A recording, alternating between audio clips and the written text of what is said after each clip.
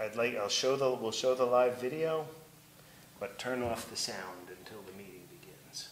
Okay. So.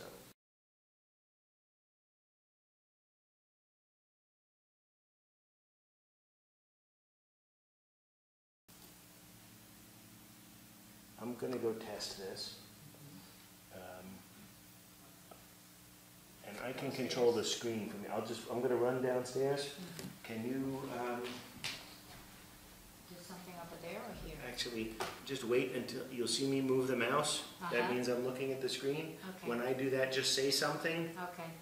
And, To one of the speakers? yep, just say the alphabet or something in this area, and then you can go downstairs. Okay. Great, thank you very much.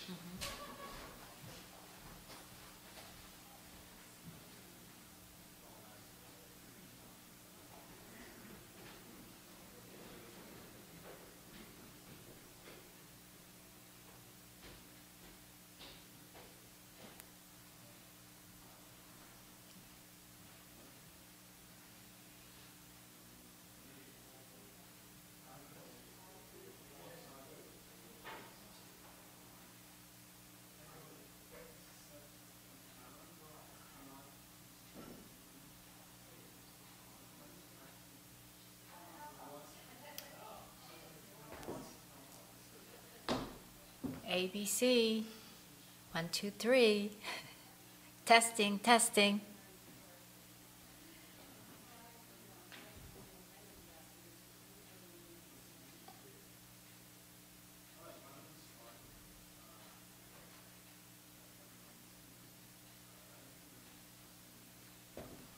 Testing, testing. Can you hear me?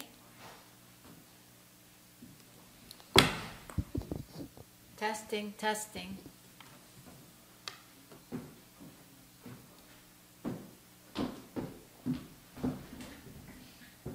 Testing, testing.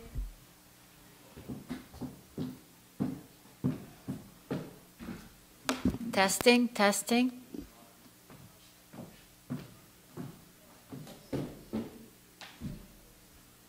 Testing, testing.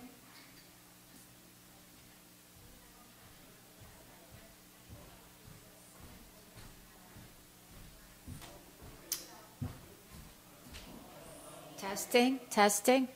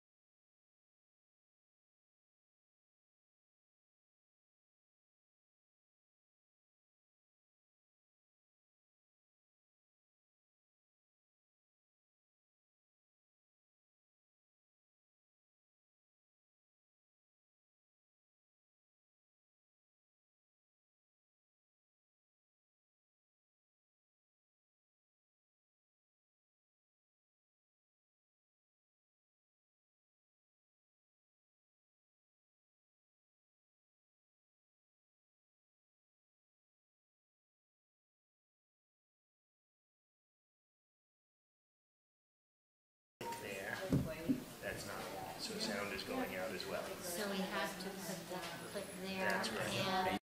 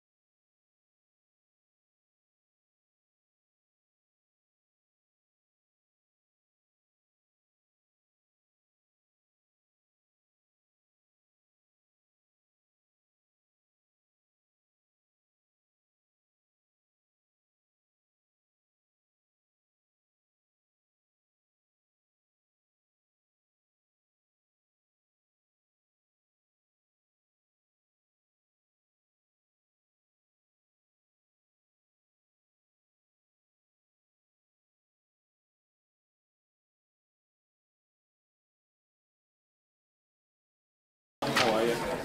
Hi, William. Okay, Good evening, sir. How are you today? Call the meeting to order. Roll call, please. Mayor Sui, Present. Mr. Birnbaum. Yes. Mr. DeLeo. Yes. Mr. DePorter. Here. Mr. Schmidt. Here. Mrs. Wade. Yes. Mr. Youngblood. Here.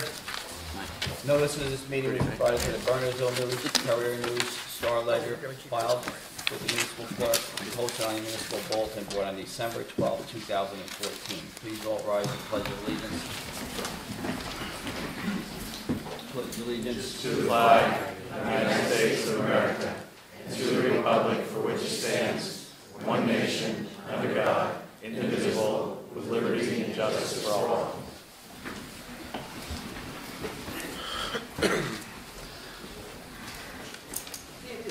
All right, we have presentations this evening. Economic Development Committee.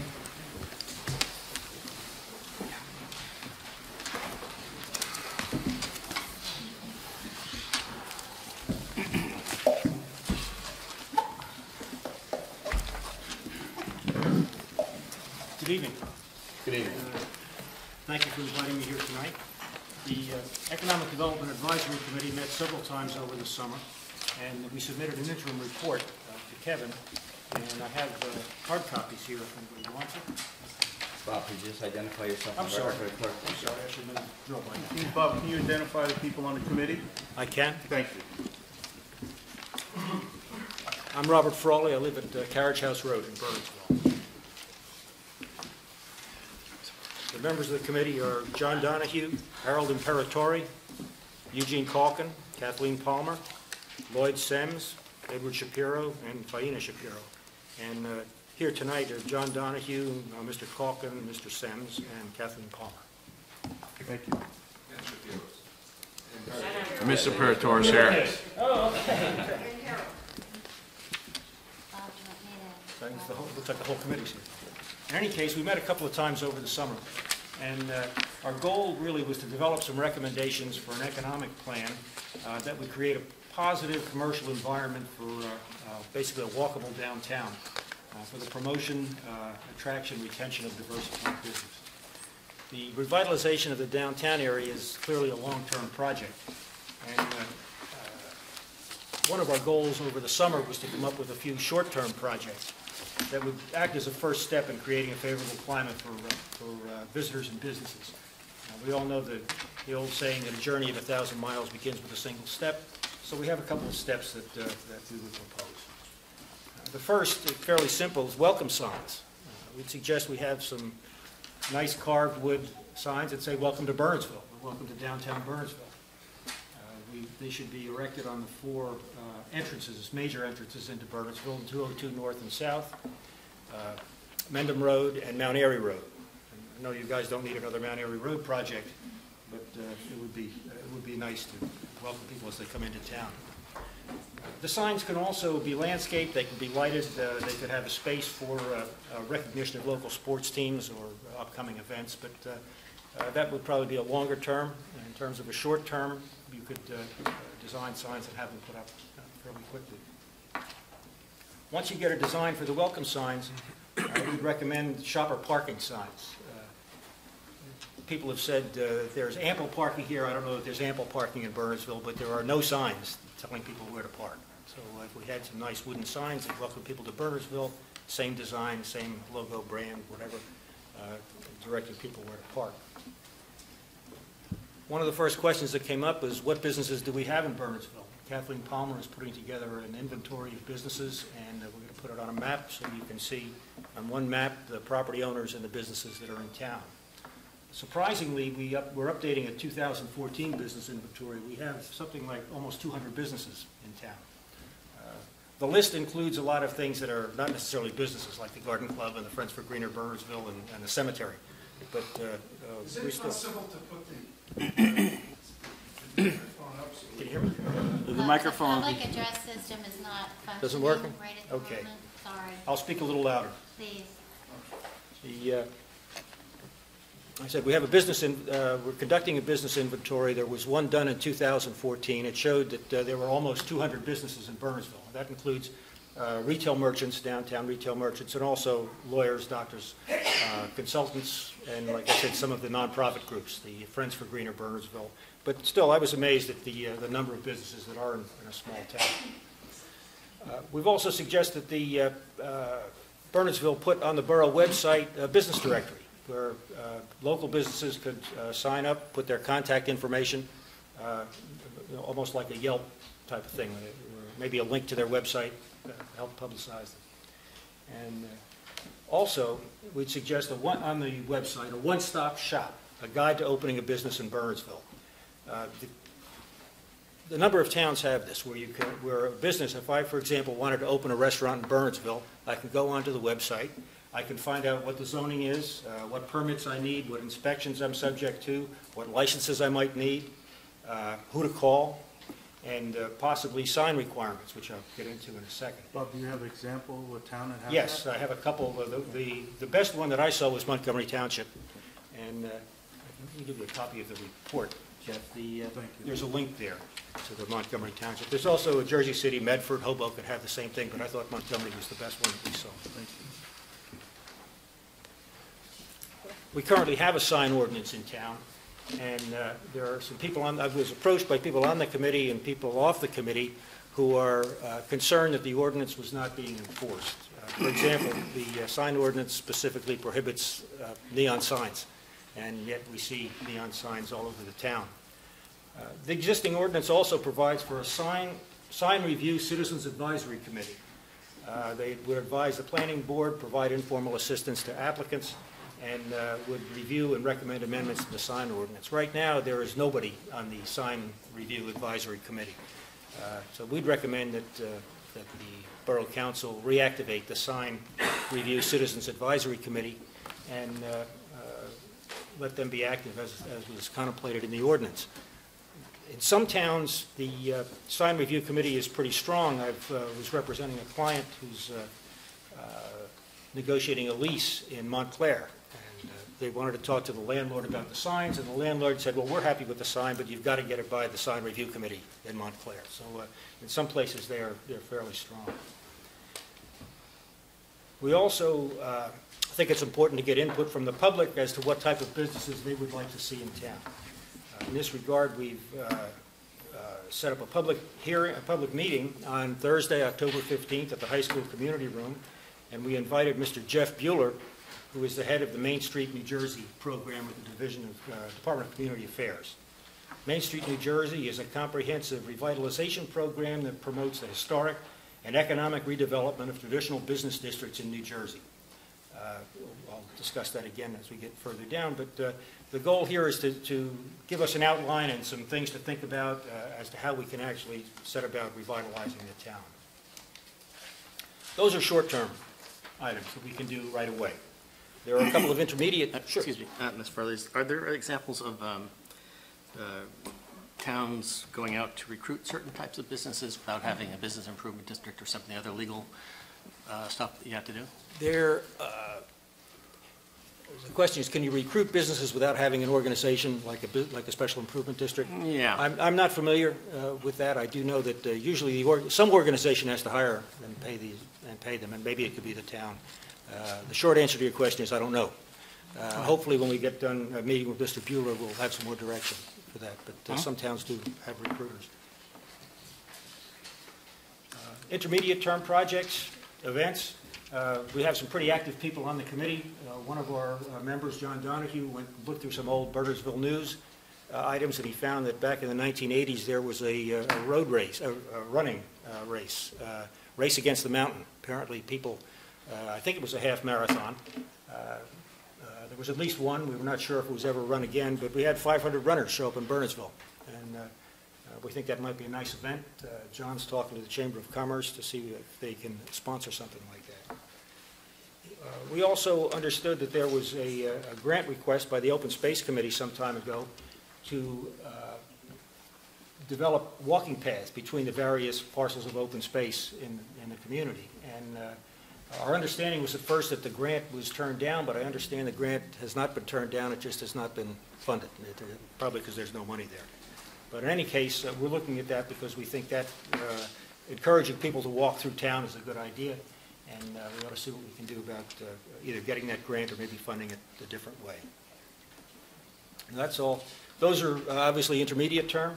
Long-term, successful redevelopment project is obviously a long-term project.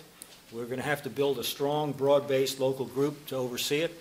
We have a lot of active people now working on downtown. We have, we have the farmers market. We have some strong land use boards. We have Chamber of Commerce and the garden groups. Friends for Greener Bernardsville and the Garden Club will all work very hard to go downtown. What we really need to do is connect the dots and have a group to oversee that, to examine the zoning laws, maybe work on parking solutions, and perhaps even do a redevelopment zone within the town to obviously change the zoning and encourage different kinds of development. Our goal is to have some more progress to report when we next sit down with you, hopefully along the lines of what Mr. Birnbaum asked about, and an outline for the group to oversee the redevelopment. That's what we've been doing. Be happy to answer any questions. Any major roadblocks you're running into? Everybody's been pretty supportive. Everybody's been pretty supportive, but then we're just an advisory group. We really can't do anything except come here and make recommendations. So we haven't had a problem. Anybody? Sounds like a lot of things that can certainly be done short term, Yeah. and we've kind of talked about it a little bit, but it's good to have a very formal report, and certainly thank you all for your efforts. And thank the committee and all you for your hard work. Thank you. You can thank them yourself. They're all here. Right here. Thank you. Thank you.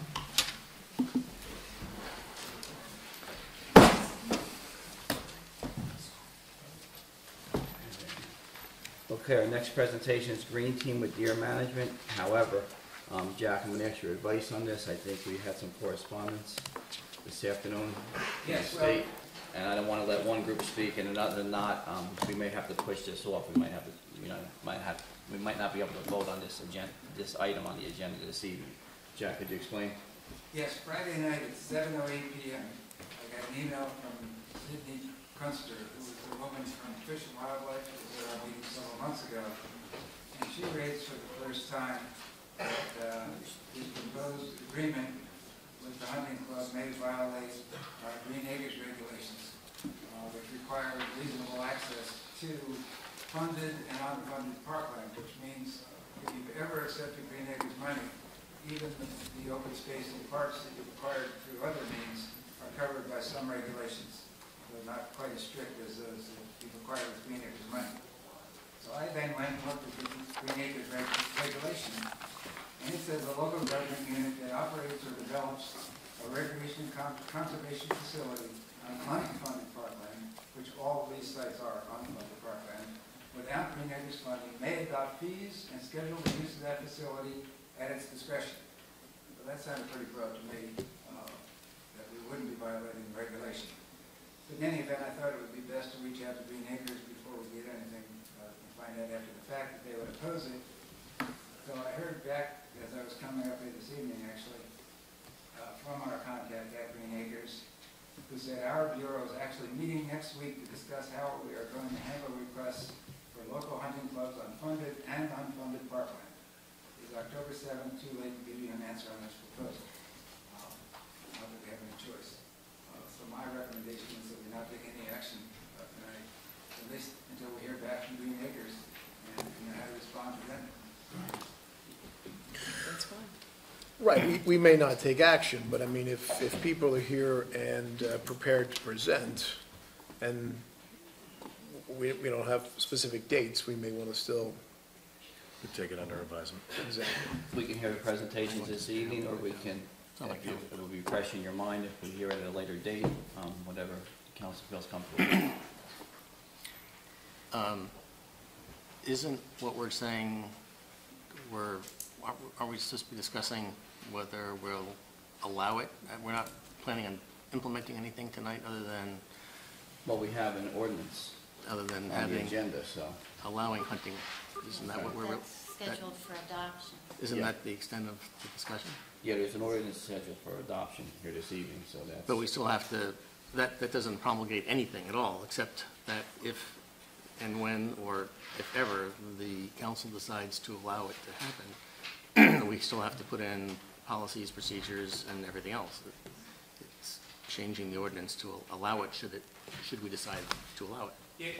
Is Mr. it- Birnbaum's correct. The ordinance really doesn't do anything except allow for discharge of firearms on borough property if there's an approved deer management plan by resolution. Right. So the key thing is the resolution which would approve. And registration with the police and a whole bunch of things, Correct. and we still haven't authorized anything other than, Right, but what you should not do this evening is authorize an agreement with any specific group. or No, I groups wouldn't. To conduct a deer management plan. so one is enabling legislation, the other is just, then it's discussing how, if, or when. Okay, so how would the council like to proceed then? Proceed this I evening? don't think we should move this forward right now until we have more information. You want to hold it? I was just raising the You question. have no sense going through the whole effort Okay. and putting everything That's on fine. paper and everything else. Especially So we hearing might what not be Jack able just to do said, it. about the Green Acres, Right? You agree? That's fine with me. It's just that, they're sort of like, they're kind of related, but they're not exactly, hand in hand No, whatsoever. they're both pointing in the same ball. Yeah. Okay, it's fine. I move Fine the with me. table for later date till we get all the information we need. Yeah, we'll table tonight. Till we get So what happened, information, that's when we reschedule. That's when we Table get this, to the right. regular business. I just want to be fair, I don't want to let the green team do a presentation, and then we go to the open session for the, for the official business. We table it, and none of the other hunters are heard or anything on the agenda this evening. So, we can speak this evening, or we can, re-adjourn till it's. Do we want till to get the- ask some of the people who are here to talk on that subject, whether they would like to speak tonight or not? I think, I would say they're here, give them the opportunity. Yeah. I would have thought because we delayed the Board of Ed till 2 weeks from now, worrying we were going to run over with the deer team. So Right. suddenly, if we move everything, delay everything 2 weeks, the Board of Ed is not going to have time to make their presentation to the board. Unless we schedule a special meeting or something. That's, No? no, Okay. so no, it's better have an open meeting, okay? Okay. So, favor? Yeah. Not in favor? Favor? Favor. Chris? Favor. Bill? Mike? In favor of tabling? Yeah, Is that- favor No, in table. favor of presenting tonight. I Oh, think the people yeah, that have come to I the think a lot of people have come meeting here and they're prepared and, tonight should be given a chance to speak. We're not going to move on anything, I don't think. Right. No. We can't Peter? because of Good? Yeah, That's fine. absolutely. Chris? Billy? Yeah. Mike? Jeff? Okay. All right, green team, presentation? Thank you. We'll be brief. We do have some people here. We do have two people from the state, Fish and Wildlife, and we do have the sanctuary director, Mike Anderson, here, and he, I think, would fill us in for the green team. Basically has their meetings at NJ Audubon, and we are guided to a certain extent by they are trying to take care of the land. The only thing I would just summarize what we've been trying to do, and I'll go through 10 short points, and then Mike and maybe, I think Johanna from the Environmental Commission wants to speak. The two people from the state are available to ask questions, but I don't think, answer questions, but I don't think they have a presentation. So that's where we'll proceed with this as quickly as possible. So the first thing we want to say is throughout New Jersey, I know this has come up, the population of deer rises and falls, but the problem persists and needs to be addressed.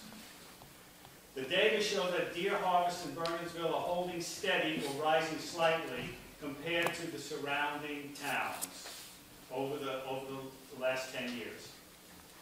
Regional deer management is more effective when municipalities plan together.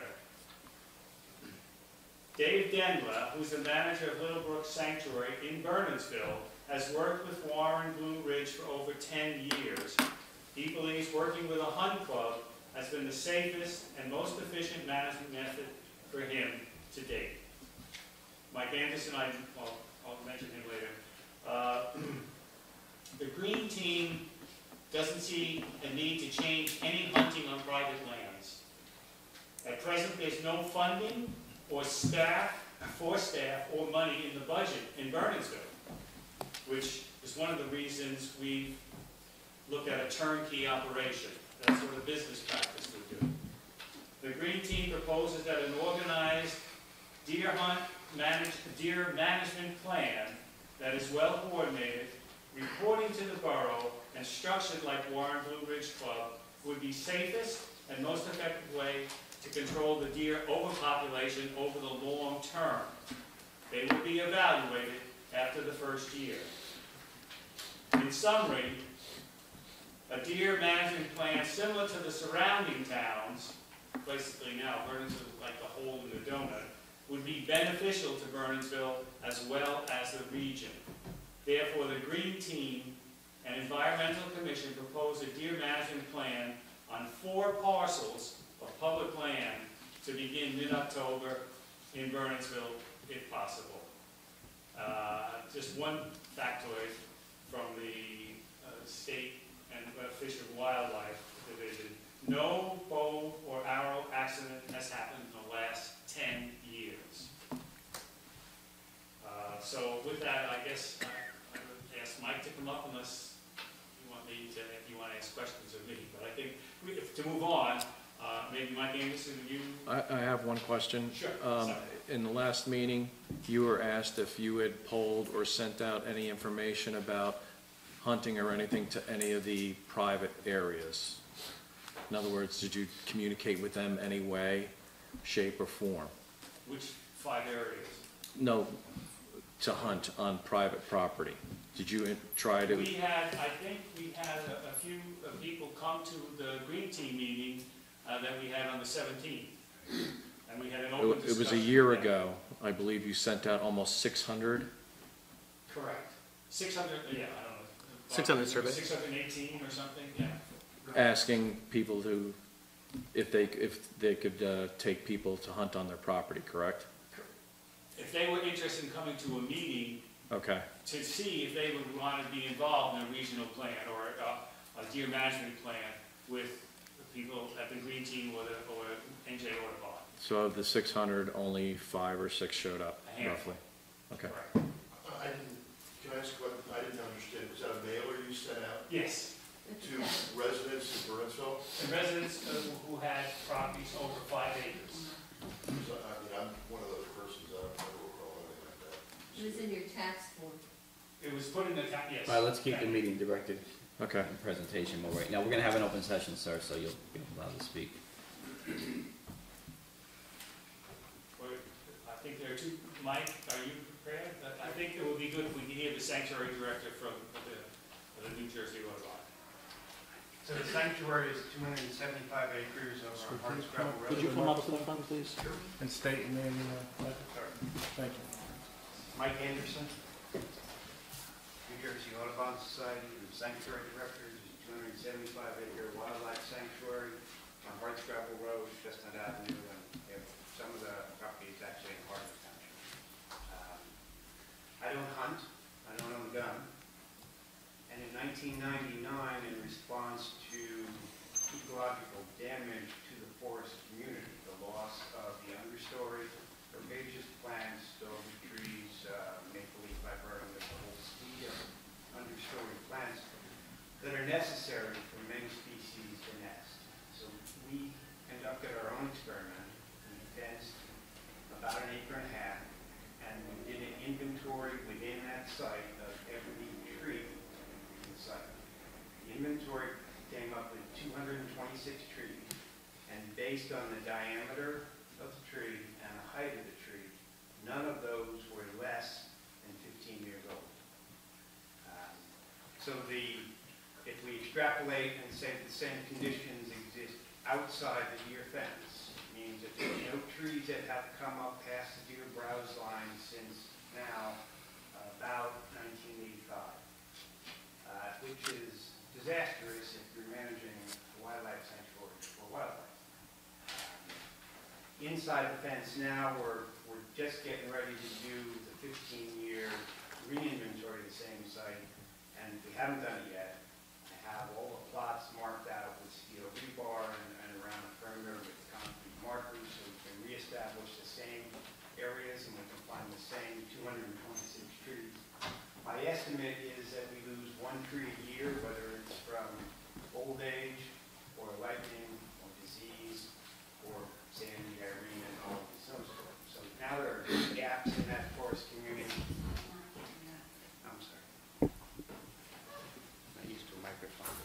So outside the fence, we decided that it was imperative that if we want to maintain, is that better? Yeah. We want to maintain the integrity of that forest community, we had to manage a deer. And we began managing deer, I think it was 8 years ago.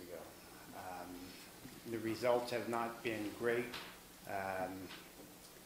Part of the problem, and we haven't reduced the deer population based on what we're seeing out in the forest community. We're not seeing the seedlings coming up yet. We're not seeing an intact understory. What has happened, the symptoms of the overbrowse of the deer mean that the things they don't eat are becoming very abundant. So we have probably 100 acres of Japanese barberry, which is an introduced invasive plant, autumn olive, Asiatic bittersweet. There's a whole suite of them, winged euonymus, that were introduced by homeowners and have spread because they're not eaten by the deer. Those plants are not necessarily conducive to birds, mammals, amphibians that nest and utilize that same space. So our goal is to restore that whole forest community, not just the trees.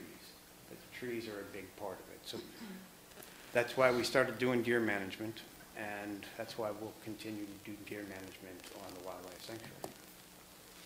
Mike, I have a question. So you said it's been going on 8 years, it's been going on? The deer management. Yes. Do you have a census on how many deer? Is it increasing, decreasing? Do you have any feel? Yeah, I can tell you pretty near exactly. I didn't bring the numbers with me. The first 3 years, they were getting about 14, 15, and then 12. The last couple of years dropped down to 5, and then last year they got none. My sense is because people that were doing the management were also managing on another site. They were going there this time of year. By the time they got to our site in January and December, it had become so cold that nobody wanted to go out and do the work. So we did see a reduction the last 2 years, 3 years actually. What I'm told was blue tongue disease, which is knocked the herd back 3 years ago, and I believe it was EHD, epizootic hemorrhagic disease, last year, which is spread by midge. Those population declines were mostly along water corridors because the midge comes out of the water, so deer that are near the water stream corridor are being more affected than deer up on top of the mountain. So while we've seen fewer deer on the property, there's still a lot of deer out there. We have about 1,500 feet of property line that borders Morristown National Historic Park, so whatever we do is not really going to be effective until the national park gets on board, if they get on board. Which means that we'll have to continue to do deer management because they continue to come across that property line. They don't see the signs that say no deer. I don't think they read too well either. So that's pretty much what we've been doing. We have seen some seedlings coming up in some of the fields and a couple of odd plants here and there outside the deer fence. Inside the deer fence, my seeded plants estimate is we started with 226 trees that were measured in 1999. If we were to do it today, and we'll hope to do it next summer, I think we'd probably be approaching 3,000 seedlings inside the deer fence as a result of. It's like night and day. If you want to come over, I can walk you up and back and show you the site. We have lush. You can't see the back wall over there through the understory inside the deer fence. We go outside the deer fence, you can see all the way up into town because there's nothing but Japanese barberry and big oak trees. Barberry is an invasive thorny shrub that can actually get to be about 5 foot tall. Working very hard to push that barberry back and eradicate it to release that forest community so that the seedlings can get established. They won't compete for the nutrients and the sunlight in those gaps that were created by our green, sandy, and Halloween snowstorm. That's where we're at. If there's any questions about it, I'd be happy to answer. Right now, during presentations, it's open to the council. Yes, thank you. That'll be an open session. Thank you. Mike, I have one more question. On your property, how many deer can be supported without damaging the undergrowth? Well, I have volumes of literature. I researched it quite extensively about 10 years ago. The pre-colonial time estimate was 4 to 6 per square mile. The estimates that we were seeing from Basking Ridge a couple of years ago and from Morristown National Historic Park, which does conduct inventories, but it's not the forward-looking infrared radar from helicopters because that's so expensive to do. They were estimating between 80 and 120 per square mile. That's a lot more than the forest can carry at this point in time. I think the goal that Fish and Wildlife or somebody said would be manageable would be 10 to 15.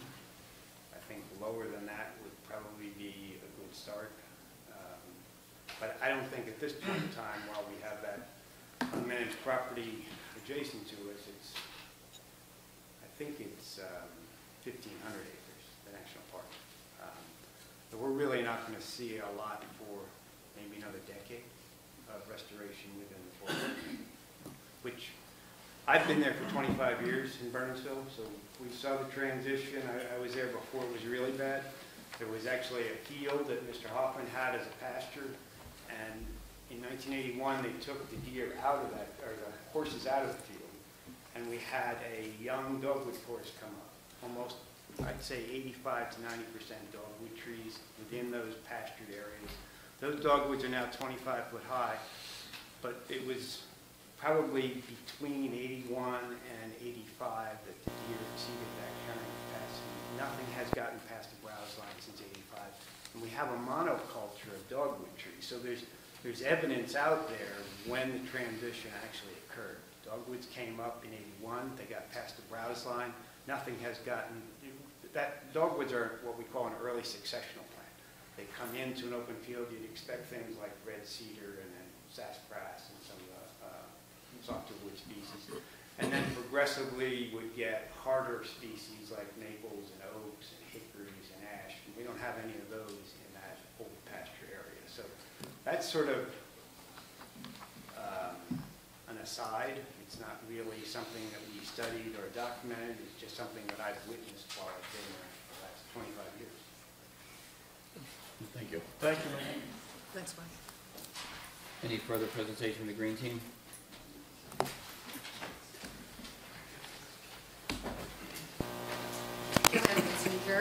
Washington Porter Road. I'm on the Environmental Commission and the Green Team.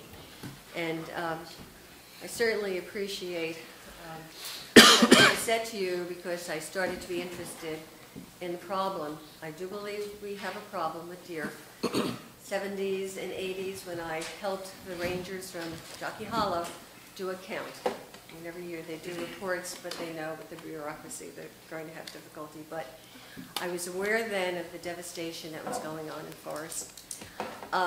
Audubon is not the only wildlife preserve that is concerned. Both of your watersheds have programs about it. Both of them have hunting. They have organized hunters. Schiff does. I know that Morristown does. Sustainable Jersey promotes it. Promotes it. Land Conservancy, all of those conferences all feature programs making people aware of the devastation that's going on with forests. I got interested because when I moved to my area, there was understory, and now there isn't. And the more people I talk to about it, hunters, you have to be in the woods and know where there are deciduous trees and that they're not growing now. Duke has a similar project that Audubon has, and you can see the difference. They have lots of money so they could fence off something and experiment it.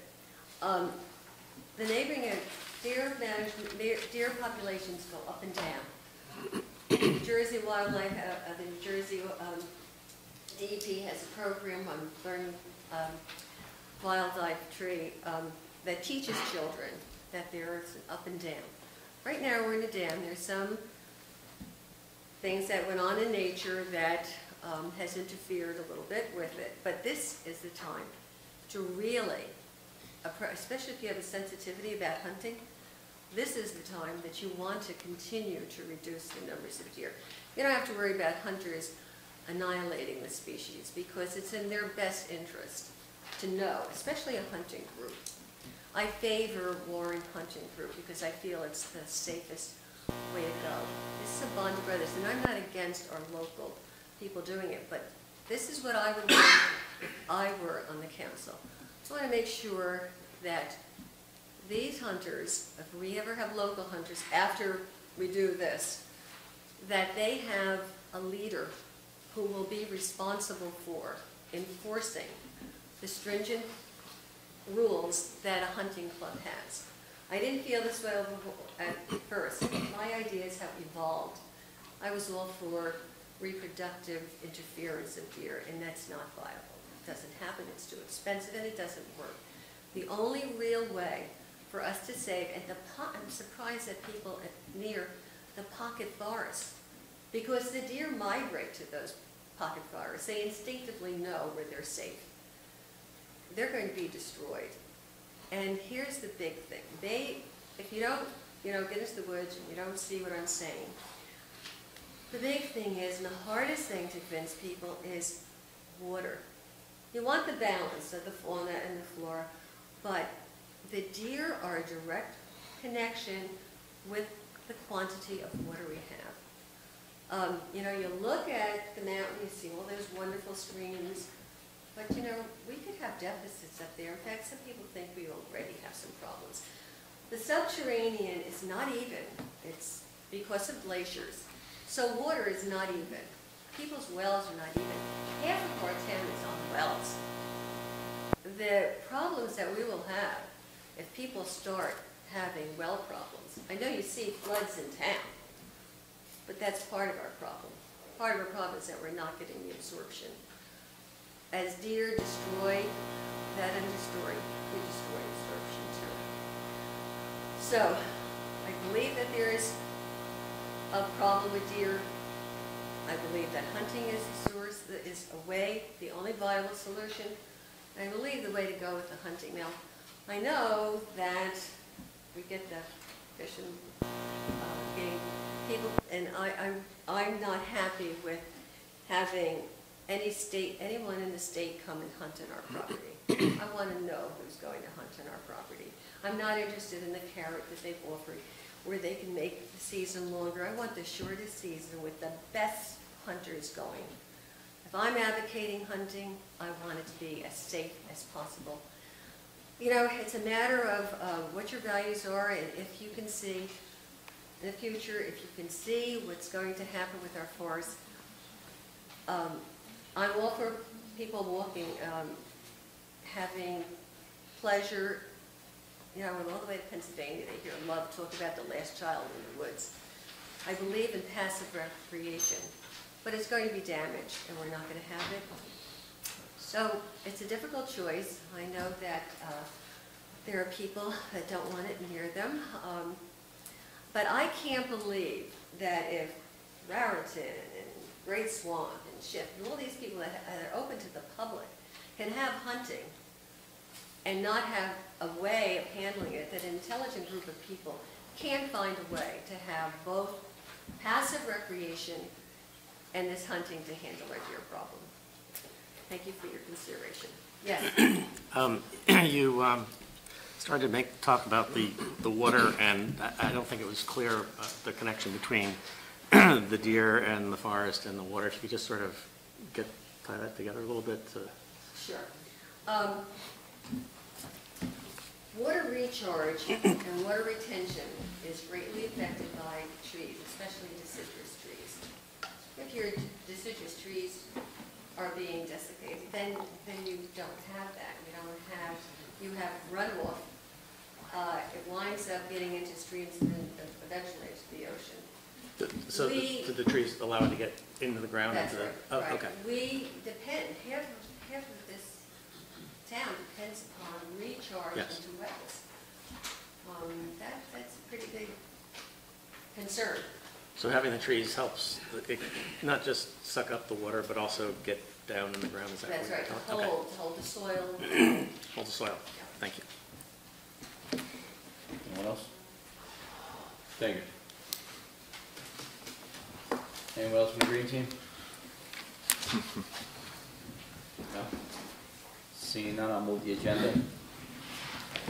All right, Mayor's proclamation for Breast Cancer Awareness Month. Whereas October is National Breast Cancer Awareness Month, which is an annual campaign to increase awareness of this disease. And while we have seen an increase in mammography rates and decline in deaths, there is more we can do. And whereas National Breast Cancer Awareness Month remains dedicated to increasing public knowledge about the importance of early detection of breast cancer, diagnosis, and treatment, and whereas too many women do not utilize mammography and regular intervals, even though research indicates the best available method of detection to decrease death rates, and whereas awareness campaign is sending out several key messages.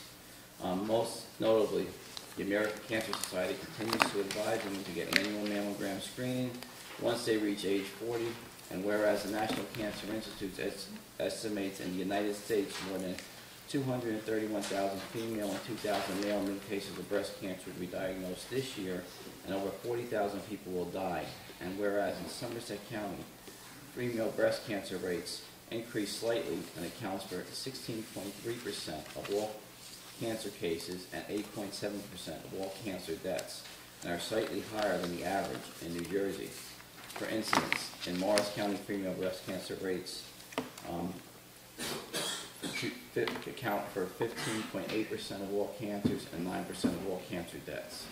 And whereas there are many organizations that continue to search for a cure, Vital Research, they also work with the Office of Cancer Control and Prevention in New Jersey and support the Morris Somerset County Regional Chronic Disease Coalition and its partners to educate our community about the importance of early detection, our best protection, and the risk of breast cancer. And whereas this October marks the 12th anniversary of declaring the importance of Breast Cancer Awareness Month in Somerset County, we will celebrate at public events on October 6th on the historic steps of the courthouse at noon.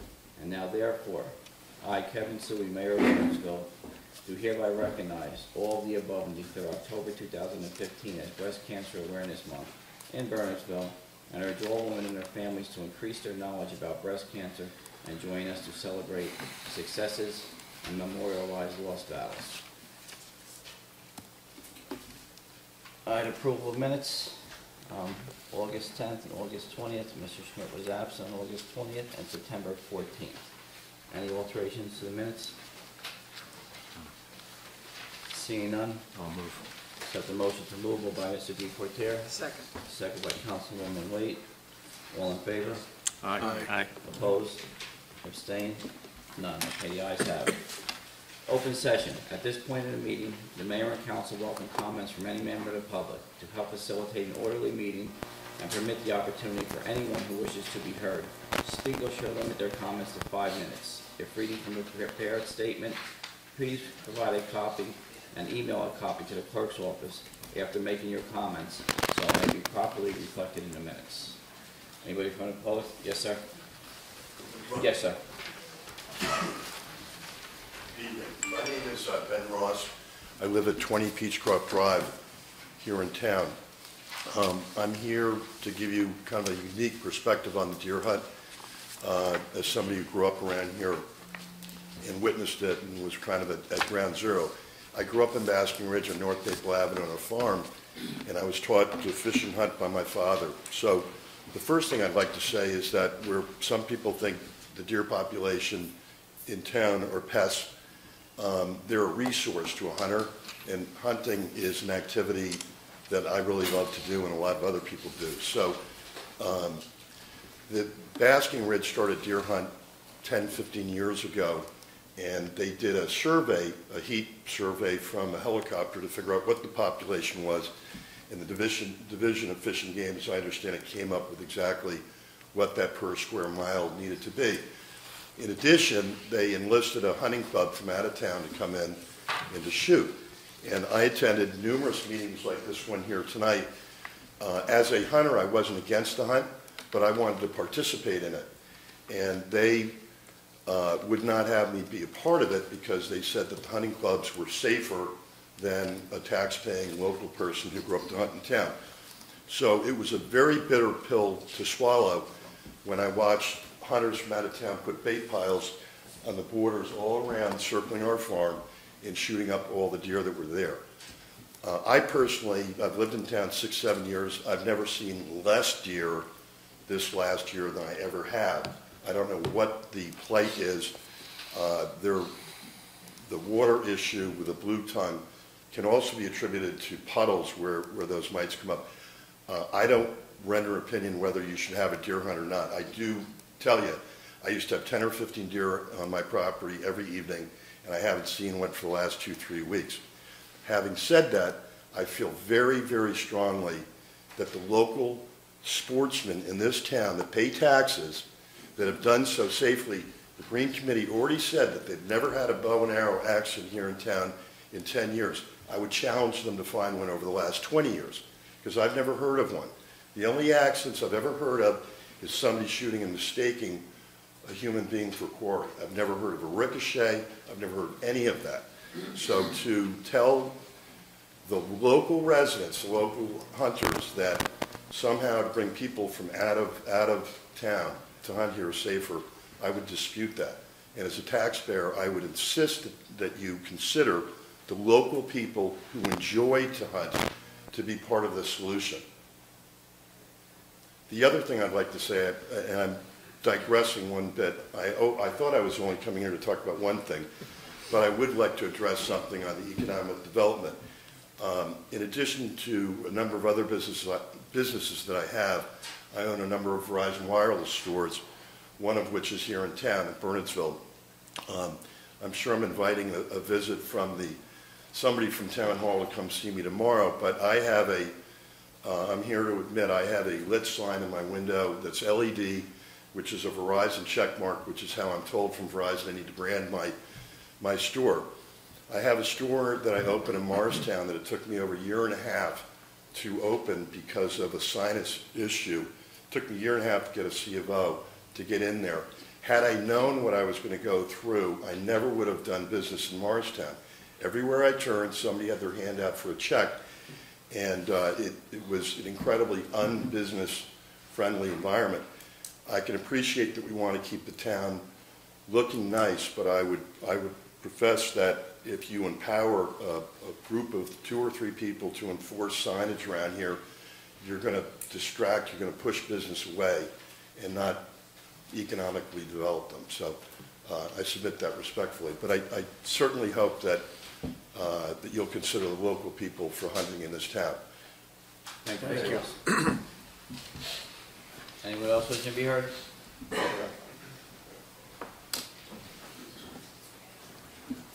Good evening, Mayor and Council. Rob Walden, Jersey Central Power and Light. Just wanted to update you on 2 things. The Power Systems Institute, which is JCP&L's partnership with Vernon Valley Community College to train the next generation of linemen, is starting its first class this fall. We have 34 linemen and 10 substation trainees going through our course at Vernon Valley Community College. When they graduate, they'll have a credential they can take anywhere in the world to operate a substation or to work on our power lines, and the entire education is paid for by JCP&L. When the students graduate, instead of wearing the regular hats, they wear their hard hats, which is always nice to see. So we have an open house for any other students that are interested in participating in that on November 17th. That's the 3rd Tuesday in November. If you know of any young men that are looking for a very outstanding career, these are good paying jobs. We pay for the training, and they graduate again with that credential they can take anywhere. Come to Vernon Valley Community College. I think it's 7 o'clock on the evening of November 17th. And also just wanted to pass along that JCP&L has a speakers bureau. So if you have a church group, a senior group, or a Rotary Club, and you wish to have someone come and speak about electrical generation, about restoration after storms, we're happy to provide those speakers for folks. And as always, certainly happy to answer any questions from anyone. It's a very high-paying job, high-voltage splicers. I'm telling you, it's so hard to find them. I'm in the business right now. To have qualified ones that are certified ones pays a lot of money, and they're high value to businesses out there right now. So thank you. Sure. And your communication's been great with us. Anytime we have a storm or power outage, we get emails right away, so I appreciate it. And moving the wires on Mount Airy Road. Yes, we were. That's big. One of your Chamber of Commerce representatives was more than happy to email me on several occasions We did get a little bit behind, but we put some more men on the job and got ahead of the project. We finished a week early, so if it does get delayed, it's not our fault. Thank you, 1 week early. So the pressure was good. Yes, yes it was. Thank you. Okay, thank you, everybody. Good, thank you. Sorry, I think I see your hand. Don't we have another road coming up that we need him for? Wait a second.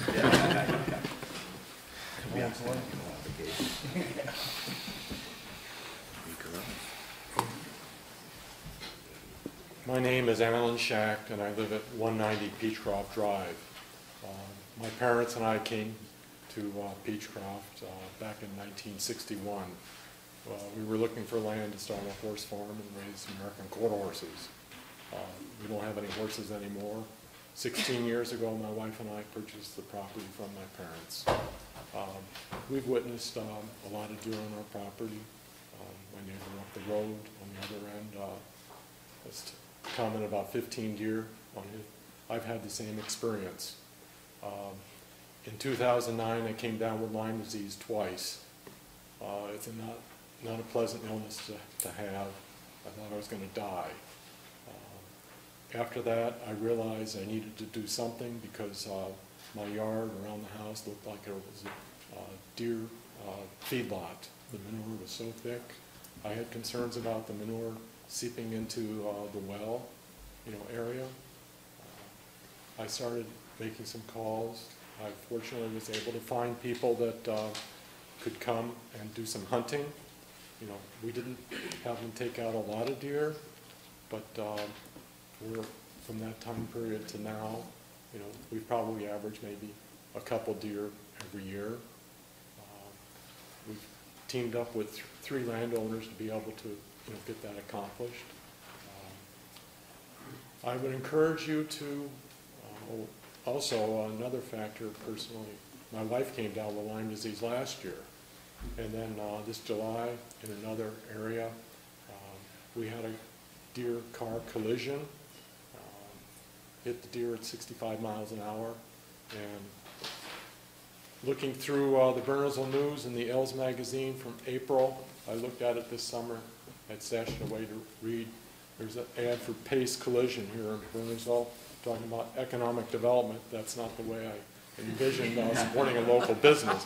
But in the ad, shows 2 deer pounding on the automobile, and that's the feeling I had.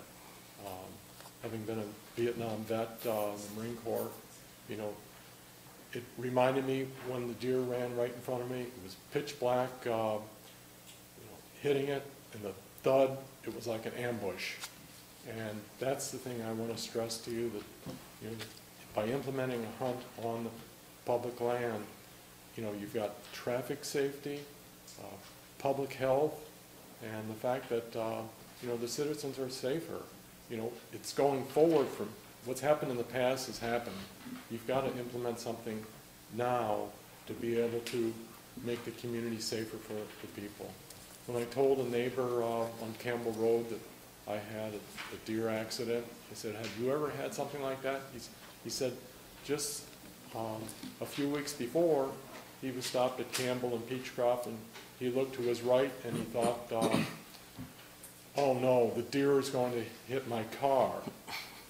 It leapt over the roof of the car, and he never touched the automobile. He was lucky. One of the things you have to realize, there are citizens in the town that have already voted that they don't want deer. They've erected 6, 7 feet high, 8 foot high deer fences around their 5 acres. That's testimony in itself that they don't want any deer. It pushes the deer onto property like myself that we still maintain the wood split rail fences as if we still had horses. We maintain it still as a farm as far as the building horse barn is concerned and the split rail fences. The experience as far as the bow hunting, the people that have hunted on the parcels, private land, they have not had any incident with hitting a deer and then having to track it. They wait for the perfect shot, and in doing so, they want they don't want any issue, having to track a deer, and also, they want to be able to hunt. I guess from that aspect, my wife and I have attended all the meetings at the library when the green team, issued it. We responded to the survey. We're in favor of having, hunting in the borough. Initially, my comments at those meetings were to try and develop something where private landowners can team up with hunters, in the area, so that we could be able to interview the people, check out their references, whether they have a forum through the borough that people submit a resume, and thus they're able to match up. Over half a century ago, it used to be the estates had caretakers on them, their sons, their friends, the people that worked for them. They came out, they hunted the properties. That helped it, the population keep down. I've read in the past, like with Rutgers Cornell Extension information, bucks can travel 15 miles from where they were born, so what maybe bucks born in Bedminster are going to be over here. Deer are going to travel, the does, I should say, are going to travel probably at least 2 miles. Sir, to be fair to others who may want to speak, your 5 minutes. The last thing is, I brought along the Somerset County map. From my residence to the property on Claremont Road is like 1.75 miles. To Route 202 is 2 miles. So, where are these parcels that you want to hunt? The citizens in Bernardsville can join those hunt clubs. The state said that they have to be open to all people, and that's where the citizens can be there. Thank you, sir. Thank you. This, if you want to keep that for reference. Yep. For Thank you. collision business. Thank you, Mr. Thank you, sir. Paul Sorrow, Christian Drive, Bernardsville, the lower part, not the part that you know. Just a point of clarification. Water makes no distinction as to the type of tree that is on the property. What's important is that the water, the time of concentration for a drop of water to get from one place to the lowest place in the watershed, at that time is as long as possible, so that the ground, based on the geological characteristic, can absorb the water, which recharges the water table. It doesn't care if it's an oak tree, a barberry bush, or anything else. It just slows down the movement of the water and increases the rate of absorption.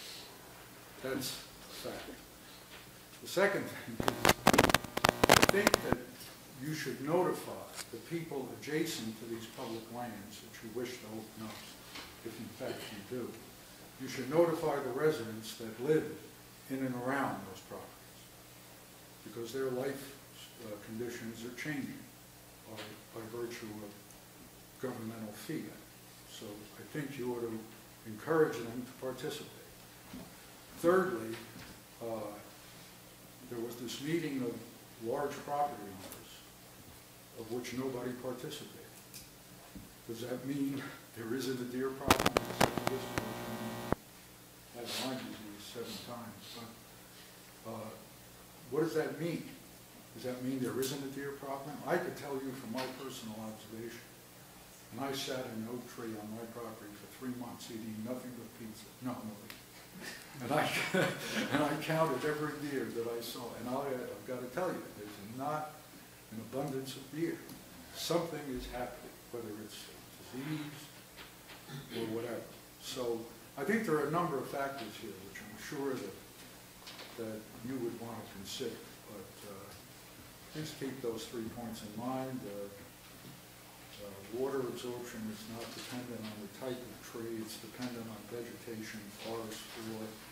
Classic example, if you paved it, it would just run off and nothing would be absorbed. But if you have a forest floor, water will find a way into the ground.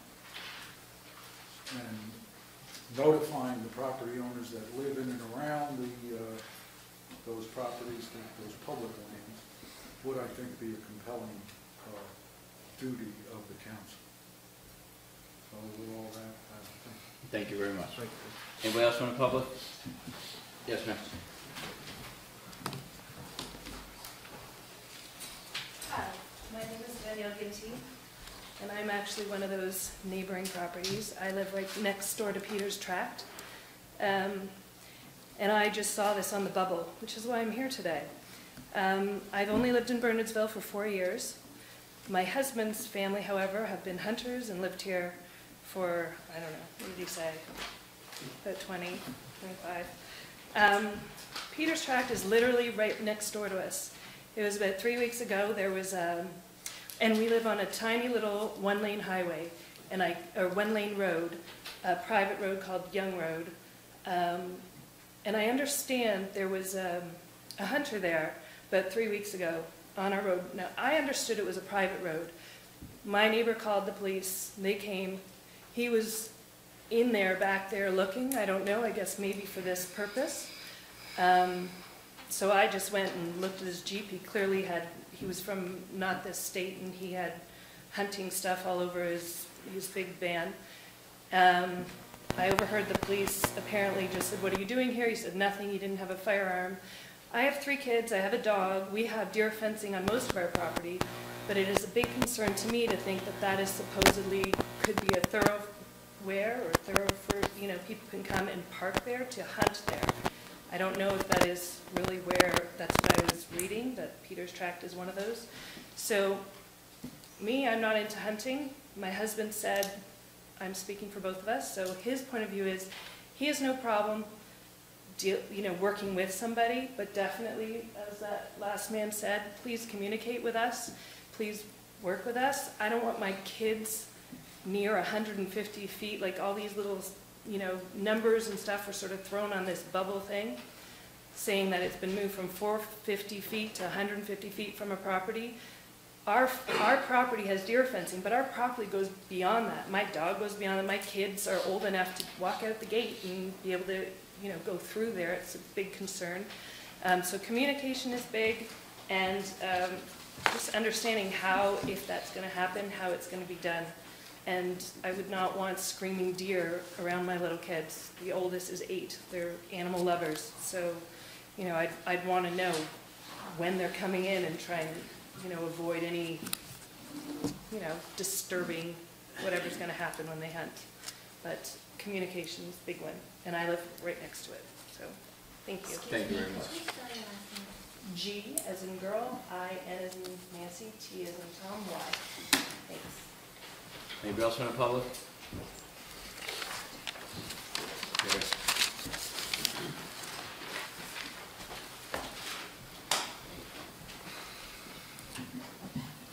Hello, Mr. Mayor. How are you? Council, how are you? I just want to follow up with the gentleman that was making the presentation earlier about the revitalization plan. Who are you? Oh, I'm sorry. My name is Richard Steinberg. I own Bernardsville Print Center for the last 26 years. Any ideas are great to revitalize the town. I've been here for 26 years. I've seen how good it can be, and I see now how bad it is. And there are a multitude of problems that need to be addressed. If you ask me, and I think I have a pretty good idea, a pretty good feeling about what has been going on in the town, the parking situation is probably the most paramount problem that needs to be addressed at this point in time. There are no clear signs, no clear indications on the municipal parking areas where shoppers are allowed to park. They don't know how long they're allowed to park there.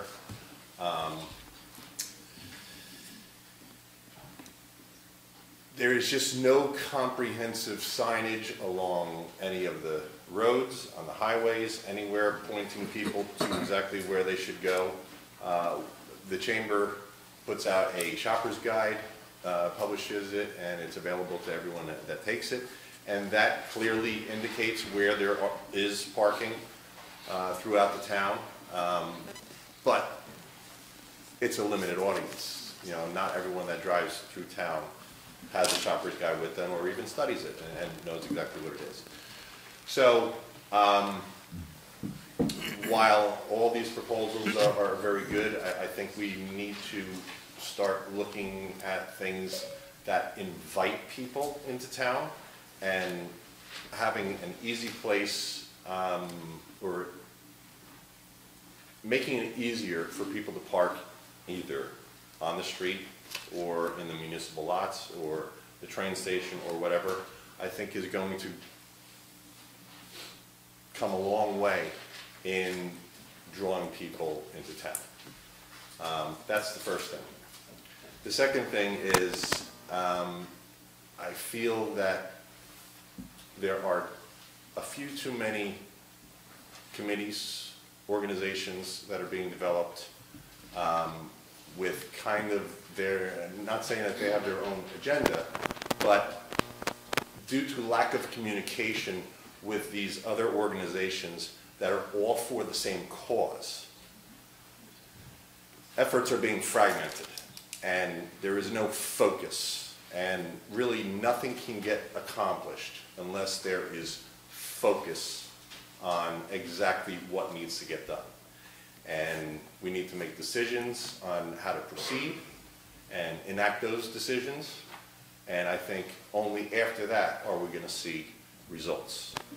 So I think it's a good idea that all the committees get together and have a meeting amongst each other so we can decide, maybe put someone in charge or assign liaisons between the committees, so we have much better communication and we have a much better focus on dealing with the situation and problems that we have in town.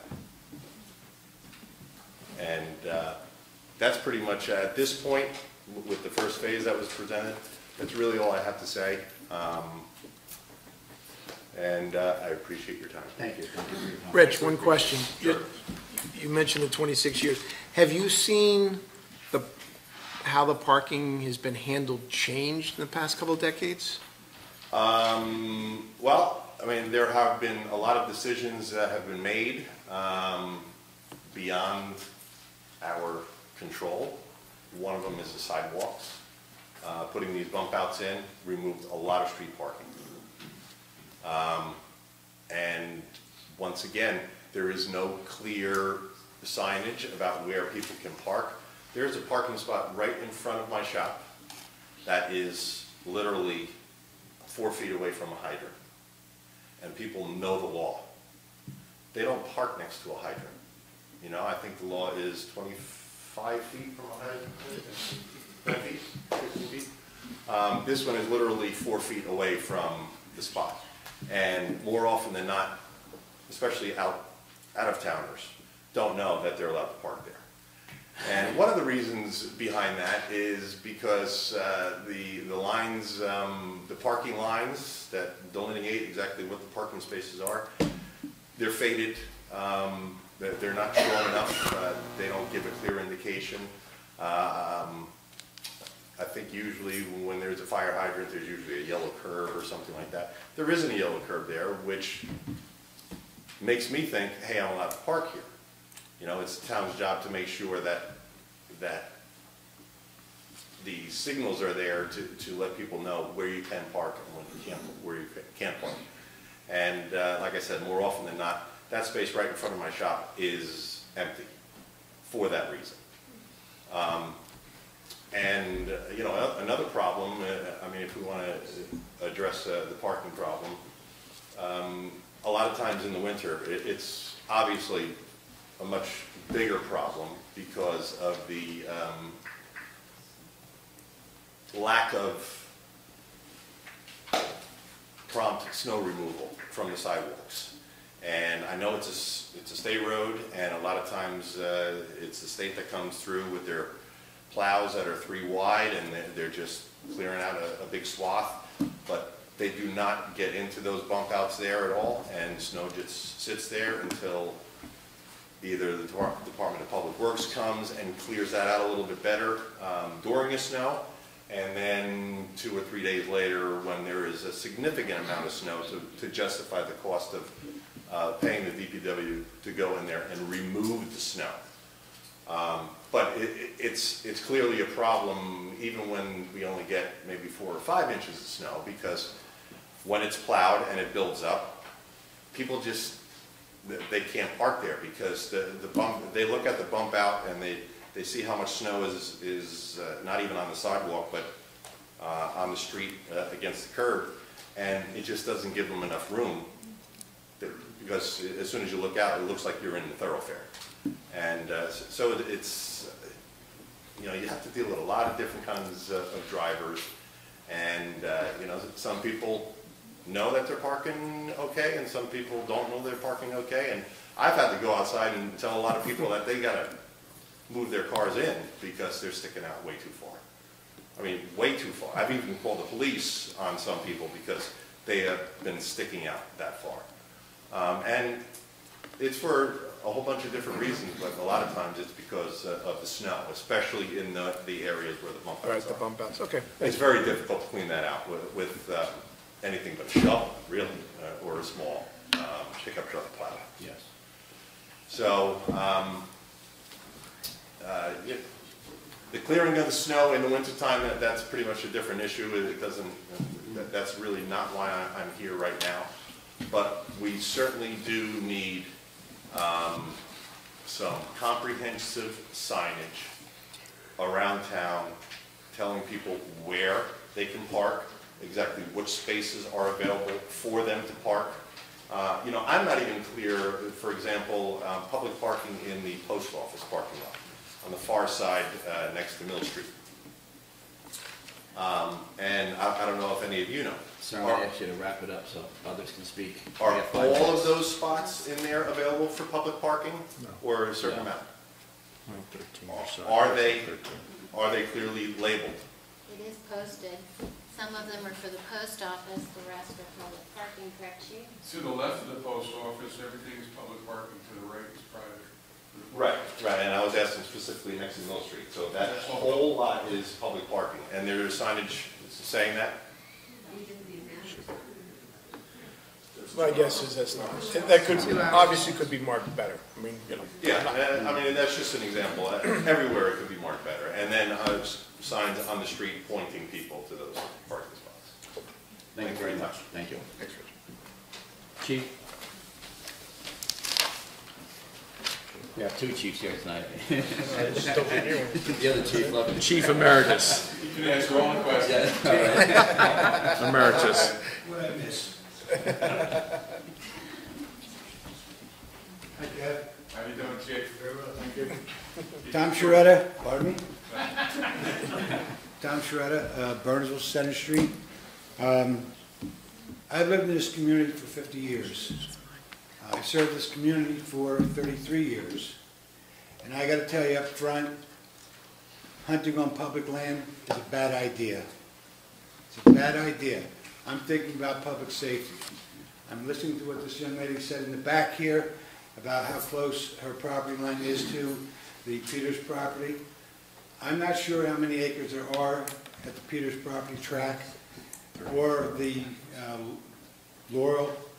I'm not sure, I honestly don't know, but I can tell you right now, if there are paths in there that the public use, if children go in there, if people walk their dogs in there, okay, so you're going to shut it down for the month of hunting season, fine. Not every kid reads the newspapers, that they're going to know that they're hunting on that property. I attended a meeting with Bob Baker and Mr. English a couple of weeks ago, and indeed, their concerns are real about, you know, vegetation and so on. But I have to tell you, I hunt on over 200 acres of land in Bernardsville, and the deer population is dwindled to the point where it's not almost worth going hunting anymore there. A lot of us are going out of state. Now, there's somebody here from the Division of Fish and Game. Did you say? and you print a compendium every year. And every year I think the council doesn't want you addressing us. well, that's all right, they can hear me. This is all a fishing game. The compendium that the fishing game put out, which I'm gonna, is excellent, but it shows the deer population in the state of New Jersey. And the deer population in the state of New Jersey has not gotten bigger, it's gotten less. Now we have a problem. There's a problem with coyotes, okay? There's a problem with less hunters than we had before. Chief Valentine can tell you, we have an incredible system for allowing hunting in the borough of Bernardsville. I know because I started it, okay? And it works well. Mr. Anderson, if the Audubon property, they have a problem there, fine, bring hunters in. Bring anybody you want in. But as I understand, he brought in bow hunters, United Bow Hunters of America. They hunted 1 year, they didn't come back. Am I right? Close. I'm close. Because there were no deer. Now, I can tell you that 2 parcels of land I hunt on, one is over 180 acres, the other is 18. And there are no deer on that property anymore. I don't know where the deer went. Now, I know there was one incident for a gentleman who lives in our community who lives next to Rock City because he had a problem. He should have asked hunters to come in, which is where I think the borough should have allowed or made an ordinance where if you have 3 acres, I have 2 acres, that's 5 acres, let those people hunt. Let those 2 neighbors say, okay, fine, you got 3, you got 2, that's 5. But that's room for 1 hunter. That's room for 1 hunter. I understand that there's probably 30 acres at Peter's Track. 30 acres. Plus. So what are you going to put on there? 3, 4 hunters? Maybe? And where are they going to be? And my last thing is that we want to ask as residents of Bernardsville, taxpayers. I mean, again, I commend the Green Team. They're trying to do something for the forest. It's fine. But we're taxpayers. We should have been asked at least. And I say this, if you ask the hunters of Bernardsville, do you want to hunt? Nobody comes forward? Too bad. But there are hunters. There's a lot of hunters there. There's 5 hunters alone in the Bernardsville Police Department that I know of. And I implore you to ask them what they see at nighttime while they're driving around. They're going to tell you they don't see the deer that they used to in my day. Okay? That's when Puncher's Pilot was a corporal. But anyway, I'm telling you, the deer are not there as people say there are. They are not there. Thank you for your time. Chief, thank you very much. Thank you, Chief. Anybody else from the public wish to be heard?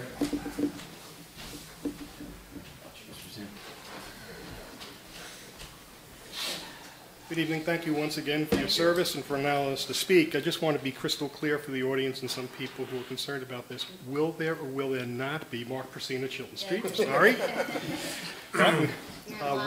Will there or will there not be a public hearing tonight on 15-1705? There'd be no public hearing, that's why we're speaking now. Okay, I just want to make sure. We're going to table the agenda until we get further on back from our legal counsel. Very well. And good luck with the state deciding by the 7th of October. I went to the Green Team meeting. I've been listening carefully. I've been to 2 public meetings now. I still have to tell you nothing that has been said, and I'm sorry for the incidents of Lyme disease and auto accidents, that rises to the occasion for you to change a law. There is really no just and compelling reason for you to change the use of public land. And I just want you to take that into consideration again. Thank you. I'm sorry, based on what? Based on my opinion that there has not, oh no, there's opinion, everybody's have opinion tonight. I just thought there was something. No, I just don't see where it becomes to the level of public safety, public health. I'm not sure we have an outbreak of anything here. I have all kinds of hunters and the former police chief telling us that the population is down, they don't see deer. I don't know where everybody's going with this. Thank you. Thank you, sir. Part of the thing is all those tracks are not being used right now. You can't even get into Peter's Track, it's so overgrown and everything else. So there's no one really using it right now for what it should be used for, as an open space area. And some of the other spots also can't even get in there, that's all. And all I would add. Everybody was worried about kids going through and everything else. There's, I you wish never I could know. say things like that for certain. Yeah, I don't either, I but, don't hold the safety part right yet. okay. My point is that the green team should do public outreach, go to the private residents with these tracts of lands, and convince them, convey to them, educate them. I agree. Ma'am, you want to speak? I'm Kathy Redling. My family's been here for over 100 years. They're hunters, the safest boys. They were the state managers, they hunted. Their nephews are out of town now. I'm the last one of the family left in town. My husband would love to have an opportunity to hunt, but guess what? There aren't enough deer of his friends on the estates here for him to join them to hunt. We live adjacent to Peters Tract now for the last 4 years. We see 5 deer a day if we're lucky. We've had one die in our pond from the, starts with an M. Sorry, Peters Tract is in my backyard. My dog would like to continue. Peters Tract has paths, and yes, 4 years ago, Mr. Brennan next door and I caught a hunter coming out. It does happen already. There are kids who ATV through there on occasion. That's the reality. And sorry, I'd like to see if we need someday to have hunts on Peters Tract and other properties, that there are going to be times in the population where it's going to make sense. Keep it to the local. Whether our police help us manage it, the Boy Scouts, the EMTs, we've taken care of our own here in Bernardsville. We can continue to do so. Thank you. Thank you. Anyone else from the public?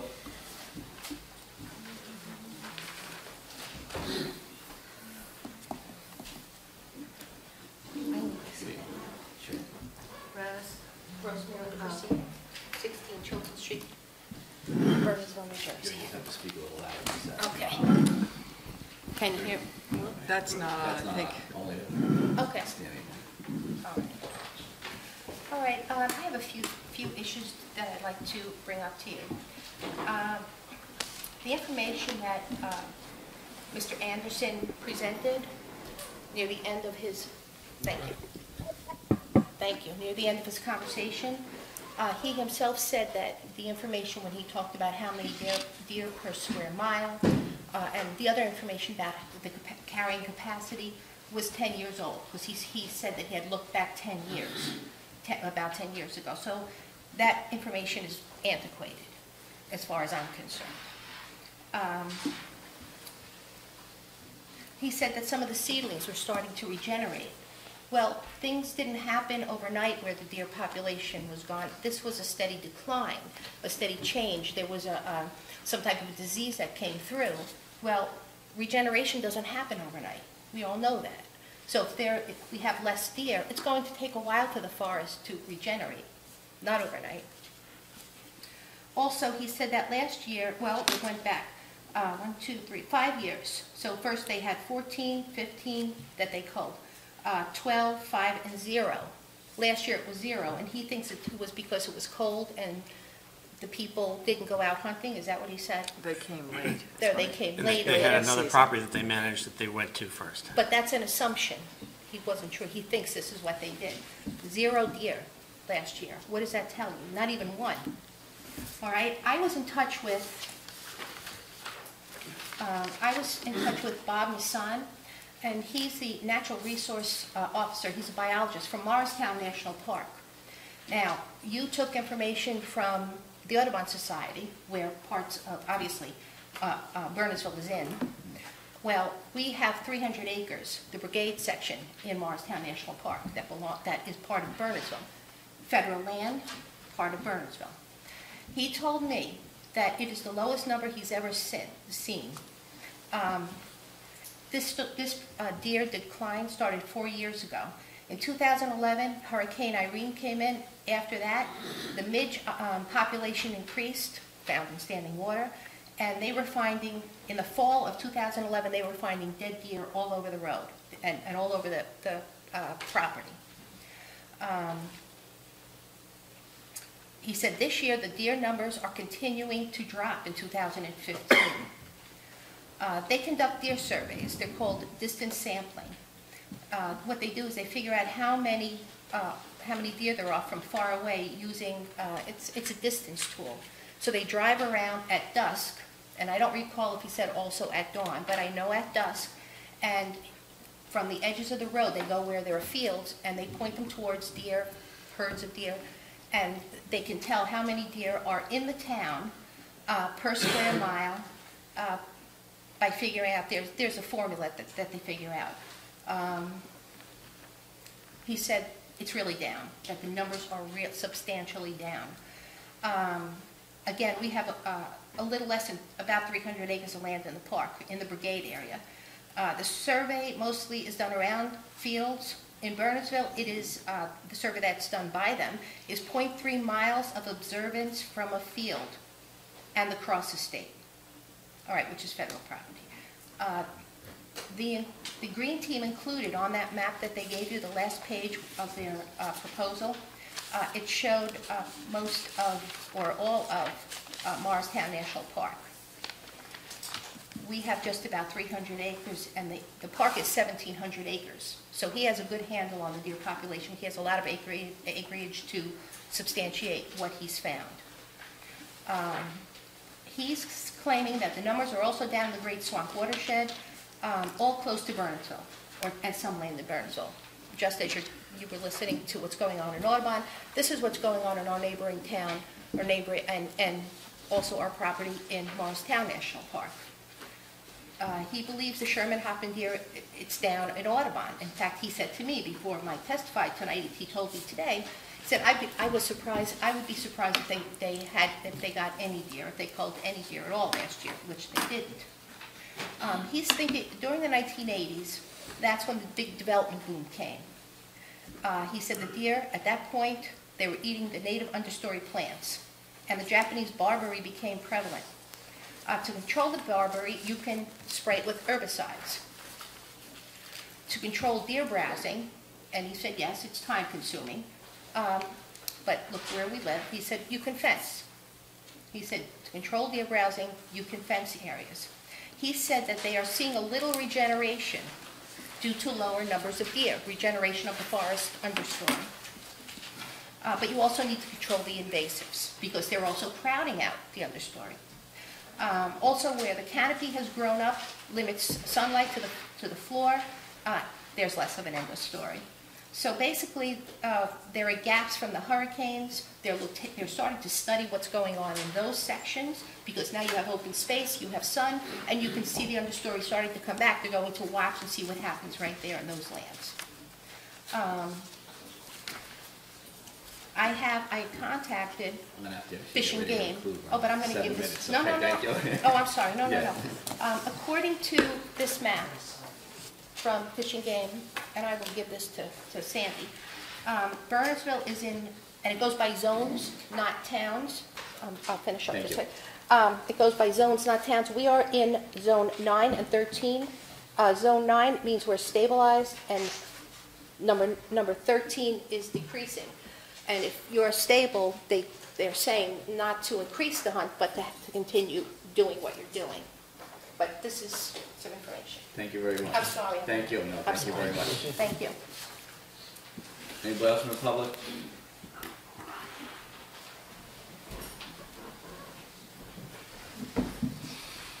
There you go. Dan Roberts, New Jersey Fish and Wildlife. I just wanted to speak on a couple of the items that were brought up. As far as the population, it is down by design. If you look at 2/3 of our state of New Jersey, open for 5.5 months of deer hunting season. 2/3 of it is open for unlimited antlerless harvest, designed to reduce the deer population. Numbers that we've seen since the 80s, 90s, if we go there again, we're in trouble. That's not where we want to be. That's not where cultural carrying capacity, biological carrying capacity, or areas want the deer population to go. As far as seeing deer within certain areas, there are deer movement throughout areas.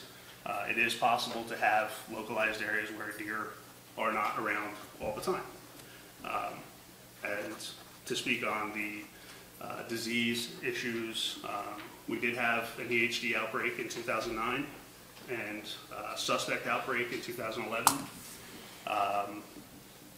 Great Swamp was hit in those areas. Their numbers have been down dramatically since their first EHD outbreak. In response to that, they reduced their harvest to allow the deer to come back to a level that was more substantial for their area.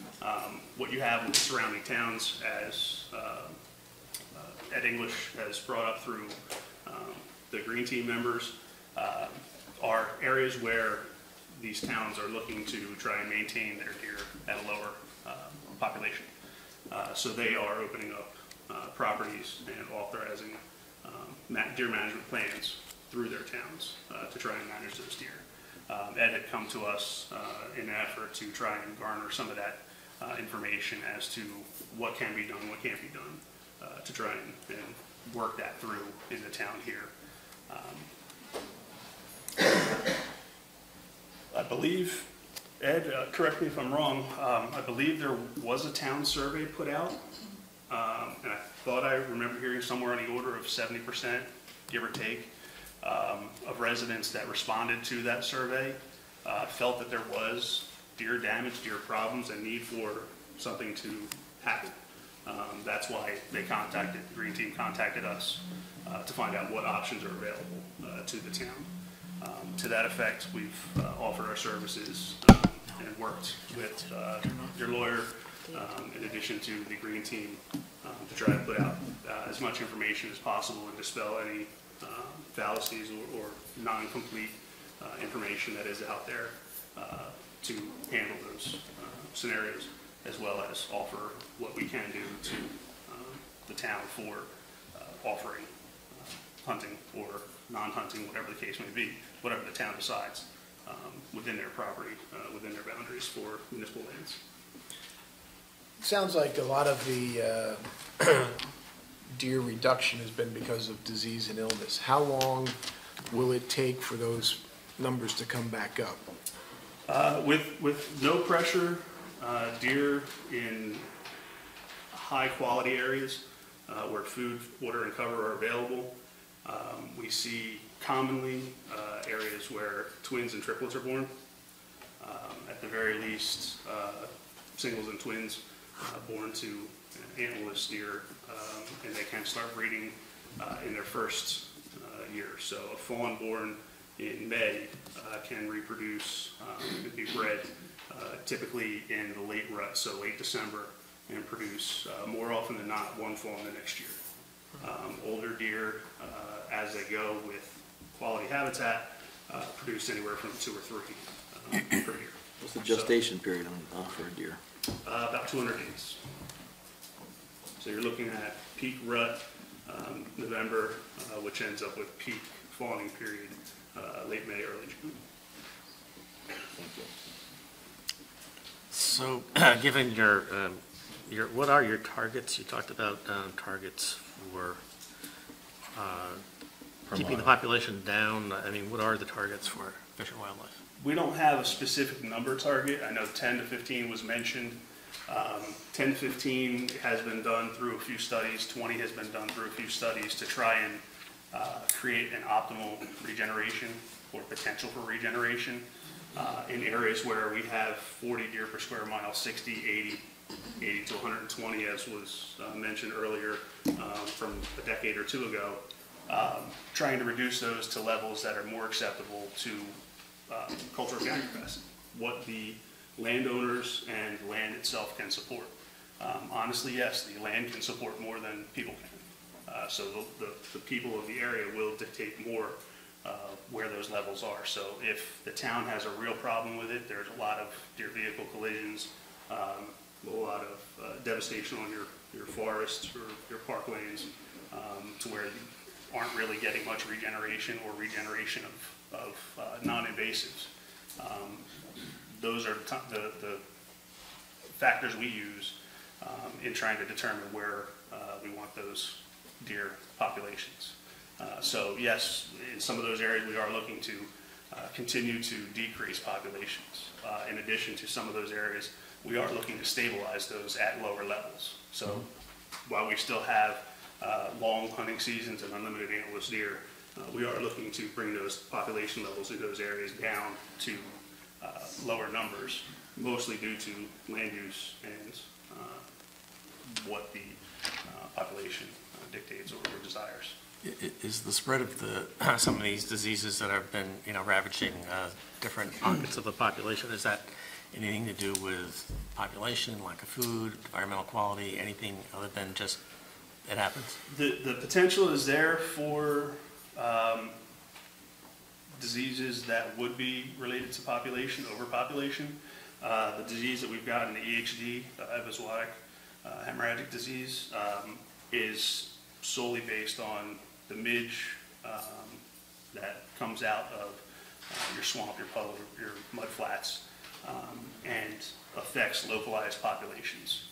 So while it hit in Harding Township, likely hit in this area here, we know the one year we did have a fairly widespread outbreak where it covered many large watersheds, and we presume once we get it positive in a watershed, the likelihood is if we see significant loss in that area, the assumption would be that a portion of that is due to an EHD loss. EHD, though, in the south is cyclic. There are places where they expect it every year.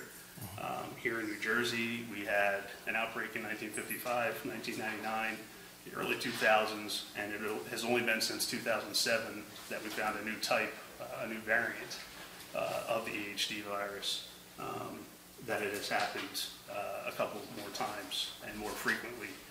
That variant had never been found here. It had only been found further south. All right, thank you, sir. Thank you. What's the target goal for New Jersey state, like wildlife refuges or anything for our deer population?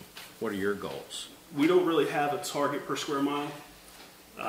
It falls back to what does the land use support and what do the people of those areas Well, just on New support or Jersey desire. state property, New Jersey parks, there is no goal whatsoever. There's no goal number that says if we can reach 20 deer per square mile, if we can reach 40 deer per square mile, that is our target. Our target is to maintain a suitable population for all recreational activities, maintain a population that is suitable for the habitat, not destructive, and maximize recreational opportunities in those areas. You did mention regeneration? Yes. Regeneration of? Forest health, plant regeneration. So large trees, understory? Well, yeah, the full gamut. The trees of desire as well as non-invasives. And how long does it take for that to actually happen? In a perfect world with a high fence, it can come back quicker. Without having high fence, without having full protection, it's going to take time to come back, but in areas where you do have hunting programs, you can start to see those scenarios where Perfect you world have with a some. high fence, how long does it take? There's no given. You would have to make sure that somebody's in there pulling out invasives. You can start to see regeneration in 10 to 15 years with 10 to 15 desired years? species. 10 to 15 years? Yes. So if you don't have that perfect world, it would take longer possibly? Potentially. Okay. Potentially, yeah. Thank you. All right, thank you, sir. Thank you, excellent. Anybody else in the public wishing to be heard?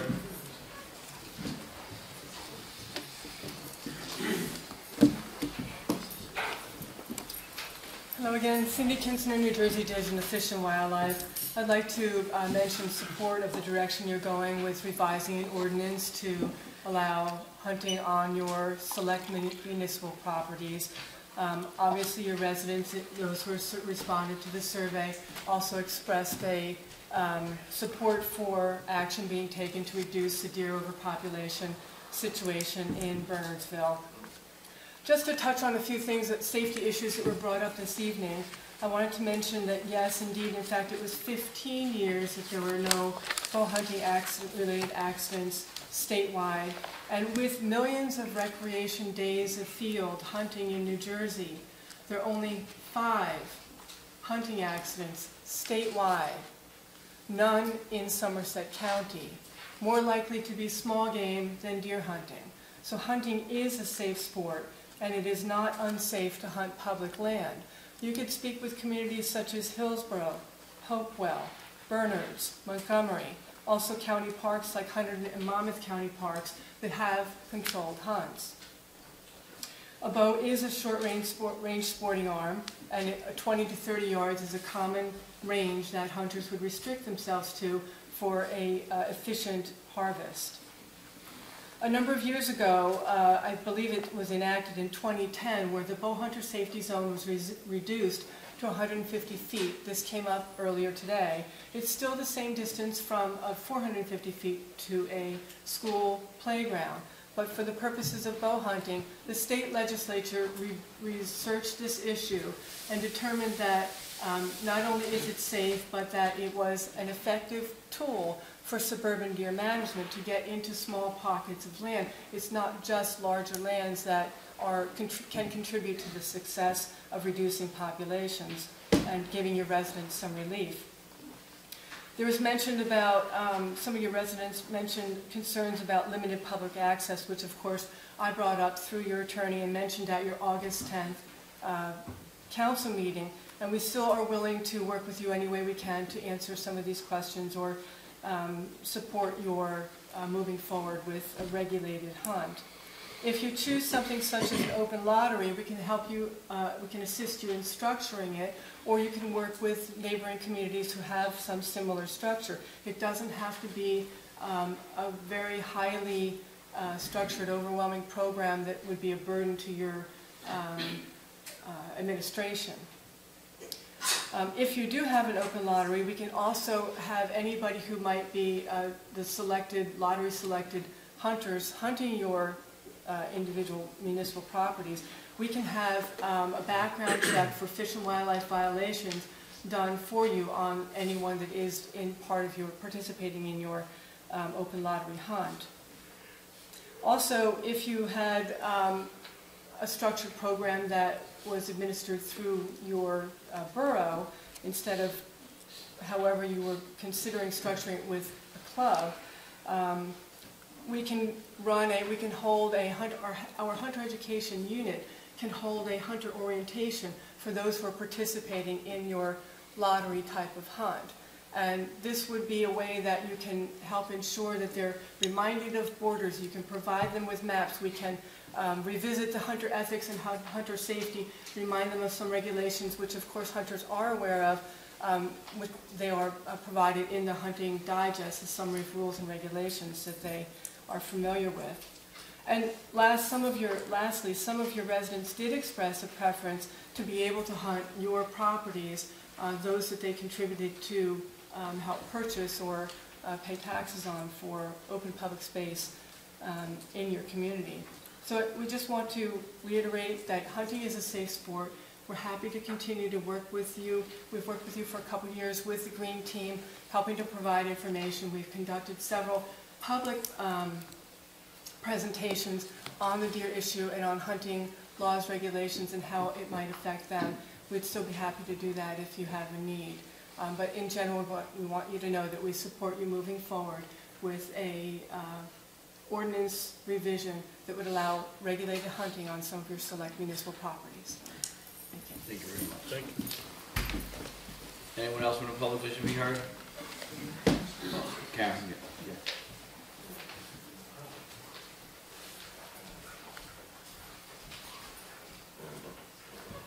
This is the one that works. That's the one that works.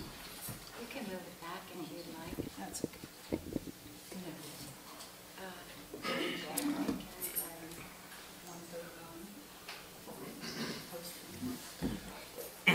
Even if we know who you are, we'd like to have it on the tape just so that we, Yeah, well, public record is clear. Okay. I want to thank everyone who's spoken before me, but no pun intended, but I think we're getting a little lost in the woods here.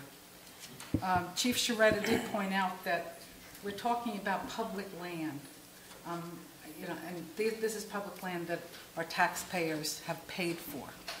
And the public land that we're talking about is used for, and I'm assuming that I knew this when I was paying my taxes, that the public land was for use for passive recreation.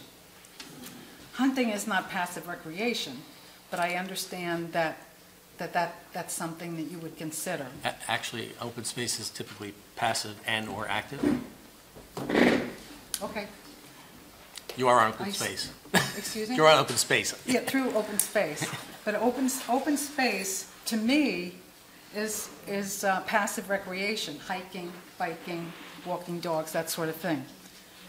No one has ever come up with a real number that we're talking about. We're talking about hunting, we're talking about taking, we're talking about how many actually exist on so much acreage. But we're talking about Bernardsville. We're not talking about Montgomery Township, Hillsborough. That's different topography altogether. And Bernardsville, I've lived here 40 years. Bernardsville has changed dramatically. We're becoming more urbanized. And the people that are hunting this area, that have hunted it for 40 years, that I'm aware of, those people have basically reiterated exactly what I'm saying. The deer population is down so dramatically for whatever reason. It doesn't matter whether it's disease, whether it's poaching, whether it's hunting on private lands, but it is down. So my feeling is if it ain't broke, don't fix it. And the people, the one thing that I have to say, it is anecdotal, but in the 40 years that I've lived in the same house with the same trees that are growing, this is the first year, even considering Sandy, that we've had to weed whack the undergrowth, because Sandy did take out a lot of trees. After Sandy, some of the trees that were sort of damaged, dangerous, we had to take out, which allowed the sun to come through, and suddenly we had a lot of undergrowth. Still have the same number of deer walking through, but the sunlight is what's bringing the vegetation back. And as far as I'm concerned, I kind of like the barberry. It's totally, you don't have to really clip it. It's wonderful, it's a good buffer, and it may be an invasive species for some. For me, it's fine. It looks like a nice hedge. The change in the ordinance is really what we're all here for. Whether you like hunting, you don't like hunting, the change in the ordinance is what we're talking about. And actually, I have the ordinance here, and I've looked at it, and although there is a spelling error, Whiteneck, I know. there is a spelling error. It's the old teacher coming out. Normally Janet fixes those, so you Well, have we to- actually Okay. tabled it. It's Whiteneck. The exceptions to permit requirements, and I won't bore everybody by 3-12.3 C1, but if you actually go through with this, C-1 is no person shall be permitted to hunt game on any public property owned by the borough except as part of a deer management hunt authorized by the Borough Council. What metrics are you going to use as the Borough Council here to determine whether your deer management is working, whether it's continuing, whether you don't want it anymore? So my feeling is to memorialize it in an actual change to the ordinance is the wrong way to go if you want to have it. The people that are local hunters take deer on private property, that's fine. But my feeling is that our public land is owned by all the residents. And someone also mentioned the term government fiat. To just arbitrarily do this based on fuzzy math, because again, as I said in the beginning, I have not seen any real numbers, real census numbers, to justify the change in an ordinance. And I assume I gave this, while Sandy was on vacation, I sent this to the borough. I don't know whether you've got it or not. Yes, everybody got it. Okay. Thank you. I hope that this was helpful. So with that, I'm sure I have a lot more to say, but it's 5 minutes is up, so thank you very much. Thank you. Ma'am, you had your hand up.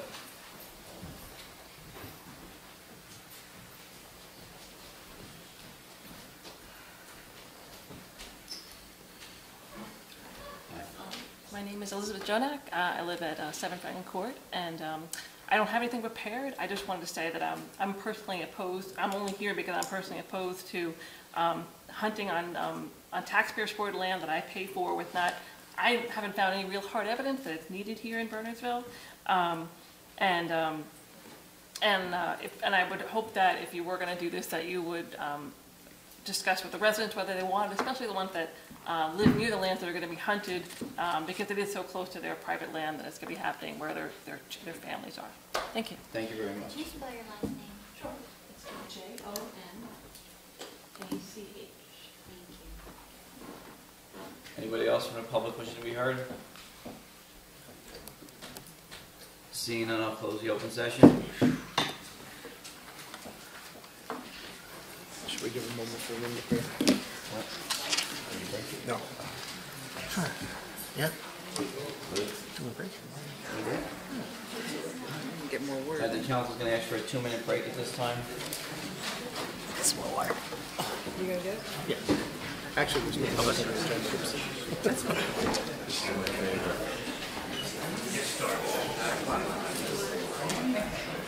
We were on the front page there on page 3.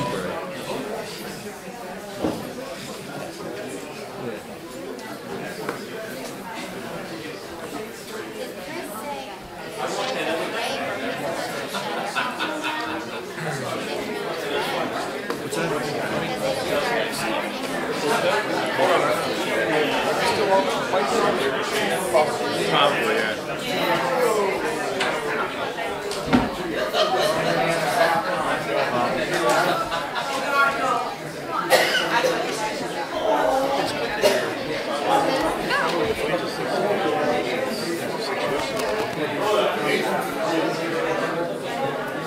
And, you know, the running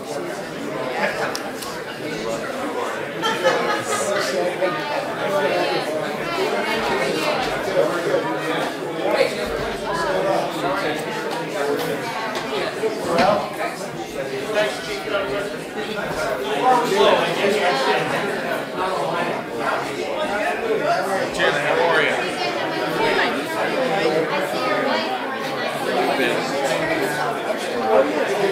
It's not too bad.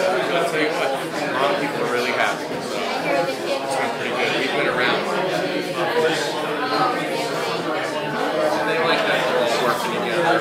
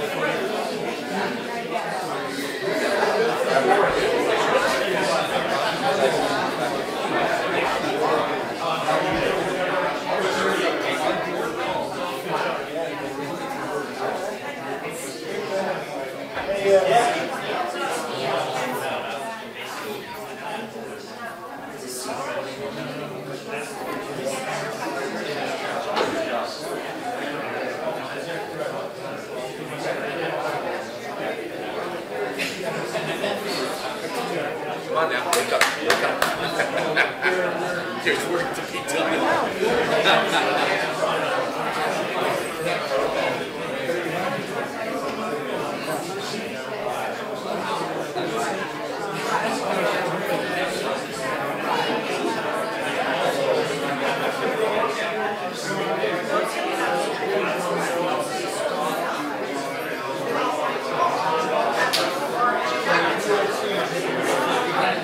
Thank you.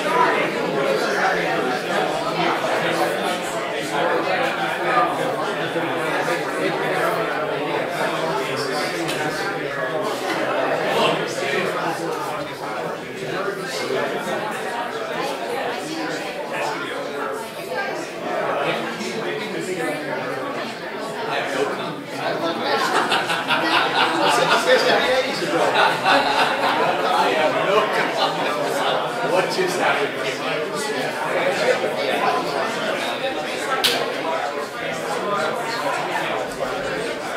Use a gavel.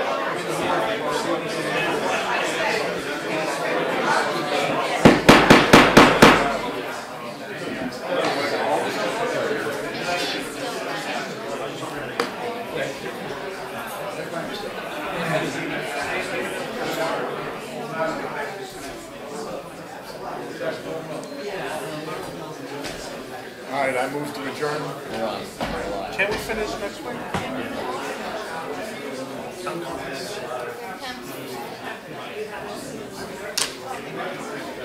She's gonna quit it. You know? Hey, the fact that Jack didn't have to say anything, was he still got paid? I said, the fact that Jack hasn't said anything, is he still get paid? Oh, sorry about that, sorry.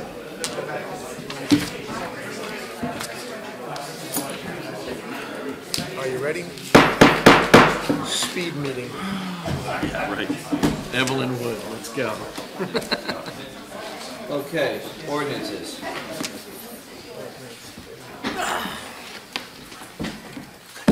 All right, ordinance 15-1705, amending the Borough Firearms Ordinance to allow authorized deer management hunts on borough-owned properties, and amending Chapter 3 of the Borough Code entitled Police Regulations. I'll accept the motion to move this until our Labor Council receives more information, and we'll move it to our... Not Labor, but General Council. General Council. Thank you. I'm sorry. To our October 13th meeting? Well, it depends on when council has an opinion. Table until a future meeting? Yes. Continue it. Continue to a future meeting. October 12th, and if need be, we can continue the public hearing again. Right. Until October 12th? 13th, I think. 13th. 13th for Columbus Day. Tuesday, Because I'd like to get the information so I know what we're talking about. Okay, have a motion? I'll move. Moved by Mr. DePorter. Second. Second by Mr. Youngblood. All in favor? Aye. Aye. Opposed? Abstained? None. Okay, open public hearing on ordinance 15-1706, reducing the number of members of the Borough Board of Health from 7 to 5, and amending 2-36 of the Borough Code entitled Board of Health. Anyone in the public wishing to be heard on this matter? Seeing none, I'll close the public hearing. I'll accept the motion to pass on final reading and adopt as published. I'll move. Moved by Mr. Youngblood. Second. Second by Councilwoman Waite. Roll call, please. Mr. Birnbaum? Yes. Mr. DeLeo? Yes. Mr. DePorter? Yes. Mr. Schmidt? Yes. Mrs. Wade? Yes. Mr. Youngblood? Yes. I'll open public hearing on ordinance 15-1707, an ordinance requiring certain background checks for certain employees and outside contractors. Anybody from the public wishing to be heard on this matter? Seeing none, I'll close the public hearing. Entertain a motion to pass on final reading and adopt as published. Question Yes. for, so is it certain or any, or, I mean, is there any limitations to this as it is, Jack, and can we make a change at this time? Well, if we make a change at this time, we have to continue the public hearing, so I would suggest we adopt it. If we want to make changes, that we do it at that appropriate time. All right, motion to pass on final reading and adopt as published. Move. Moved by Mr. Birnbaum, second by Second. Mr. DeLeo. Roll call, please. Mr. Youngblood? Yes. Mrs. Wade? Yes. Mr. Schmidt? Yes. Mr. DePorter? Yes. Mr. DeLeo? Yes. Mr. Birnbaum? Yes. All right, resolutions. We have resolution 15-192 to 15-202. Any council members? Yes, I'd like to pull out 15-202, the one referring to Mullins Lane. Okay. Anyone else? Last one, 202. You have anything, Chris? No. Okay. No one else? I'll move then. All right, I'll entertain a motion to move 15-192 to 15-201. Moved by Mr. DePorter. Second. Second by Councilman Schmidt. Roll call, please. Mr. Birnbaum? Yes. Mr. DeLeo? Yes. Mr. DePorter? Yes. Mr. Schmidt? Yes. Mrs. Wade? Yes. Mr. Youngblood? Yes. Okay, 15202. Okay. Mr. Leo? So this is one of the last pieces of information or parts of the project for Mullins Lane sidewalk extension. So this is authorization to move the telephone poles that are in the way of the sidewalk that we're going to put in. And John, you want to comment on that, the cost or so one of the things when we went to SHPO, the state organization for Historic Society, they wanted us to work with the community, the two neighbors, and make improvements. And this is one of the improvements, is to move the utility poles out of the way of the sidewalk. And we worked with them and SHPO to get this done. And the cost, John? The cost is $16,324.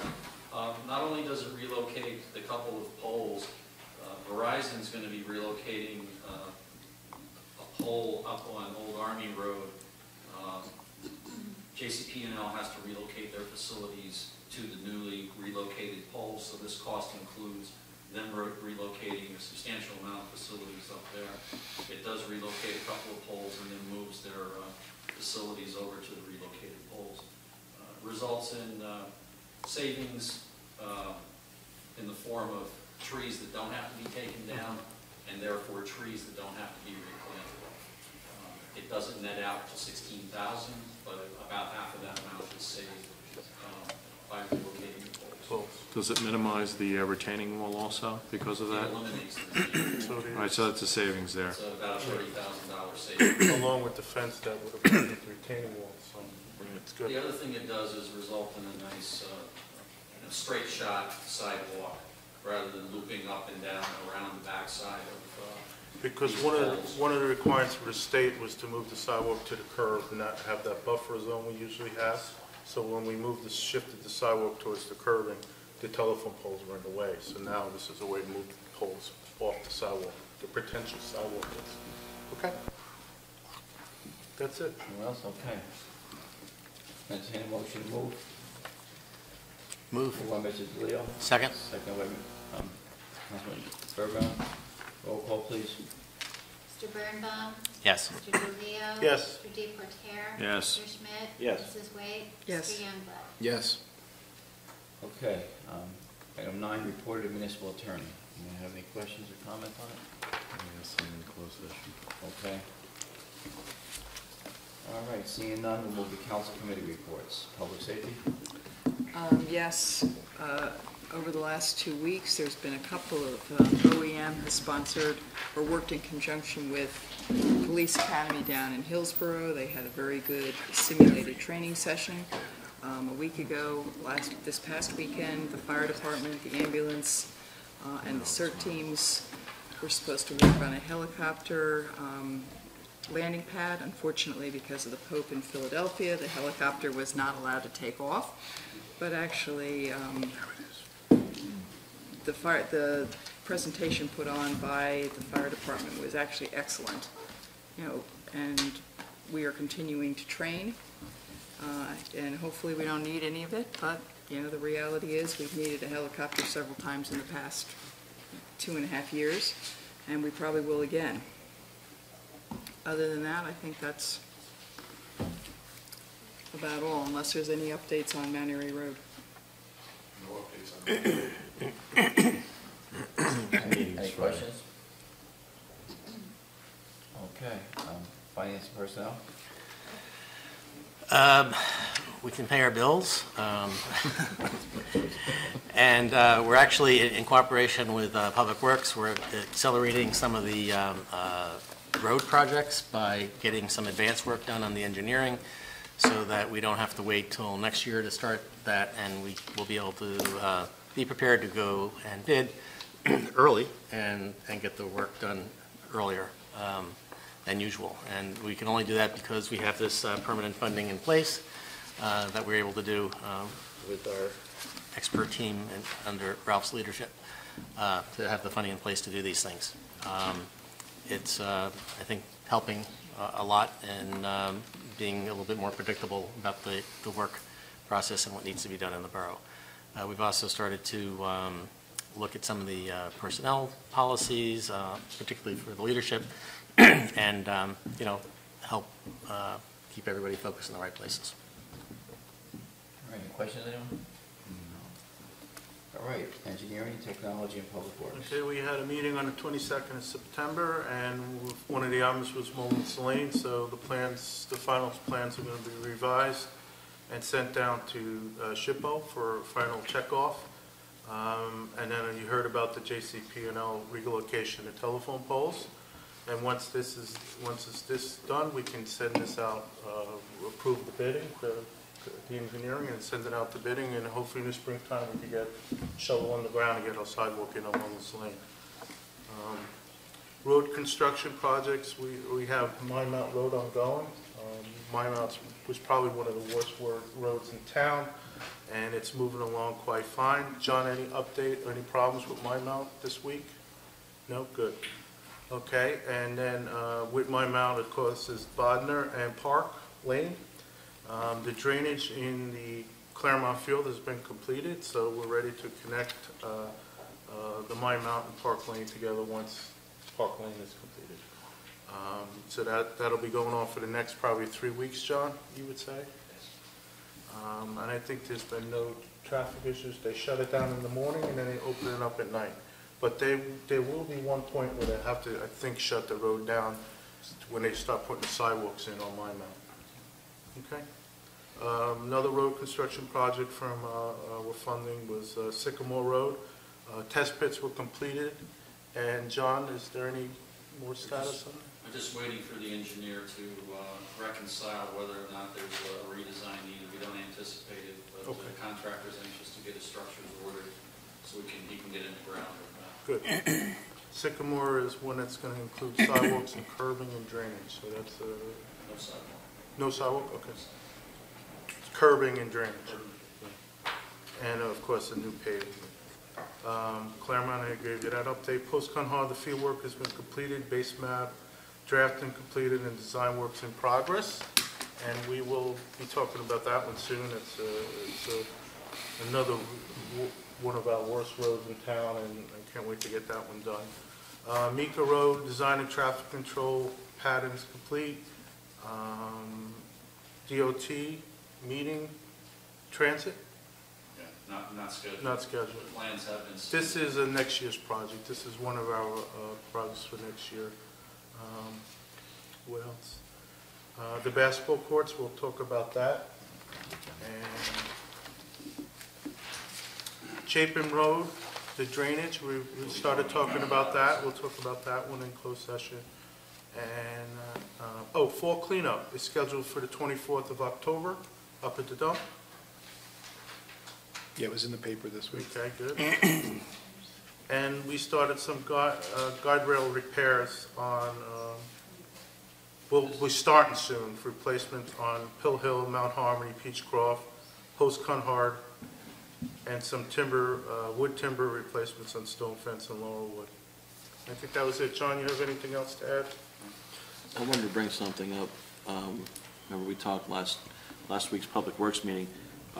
Doug Walker had mentioned, and this surprised me a little bit because it hadn't been brought up before, talking about the generator for the gas to electric conversion at the library, that the firm, I forget the name of the firm who's being the general contractor, that mentioned that in his estimate that it would be impossible, I think the words were, to convert the library fully from electric to gas. It would only be roughly a 60 or 70% conversion. There would still have a need for electric heat in the building to supplement the gas, which I was unaware, which I then brought up being on public safety, that the chief was in contact with us every couple of weeks in meetings about the grant that we have for the generator, and now we would probably need maybe yet again a different generator. We thought we'd be out of the woods with that all-electric huge generator. We thought, let's go to gas and eliminate that need. Now there might be some kind of hybrid generator needed, kind of a middle size.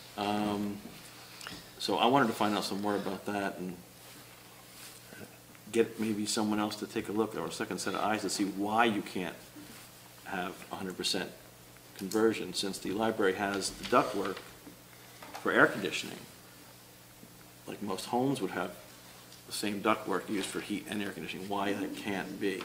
So I wanted to get that question answered. I don't know who necessarily could get that information to us or to me, but I'd like to have that answered. The engineer was looking at different alternatives that were available, as Doug indicated. We felt it might be appropriate to get into the next Public Works Committee meeting. Okay. So that we could talk to him, and, that was after he maybe had another couple more weeks to see what he came up with. Right. See what else would fit both the space and the design requirements. Okay. Well, a bit of a surprise. It wasn't all bad news because I think they were projecting about a 30% savings in energy, and we don't know if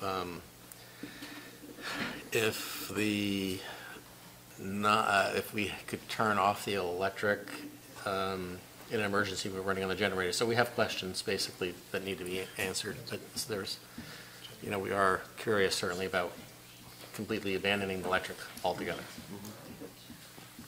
Anyone else? Yeah, can we get next year's road projects posted on the We are going to start talking about that at the next meeting. Okay, great. So you'll see that soon.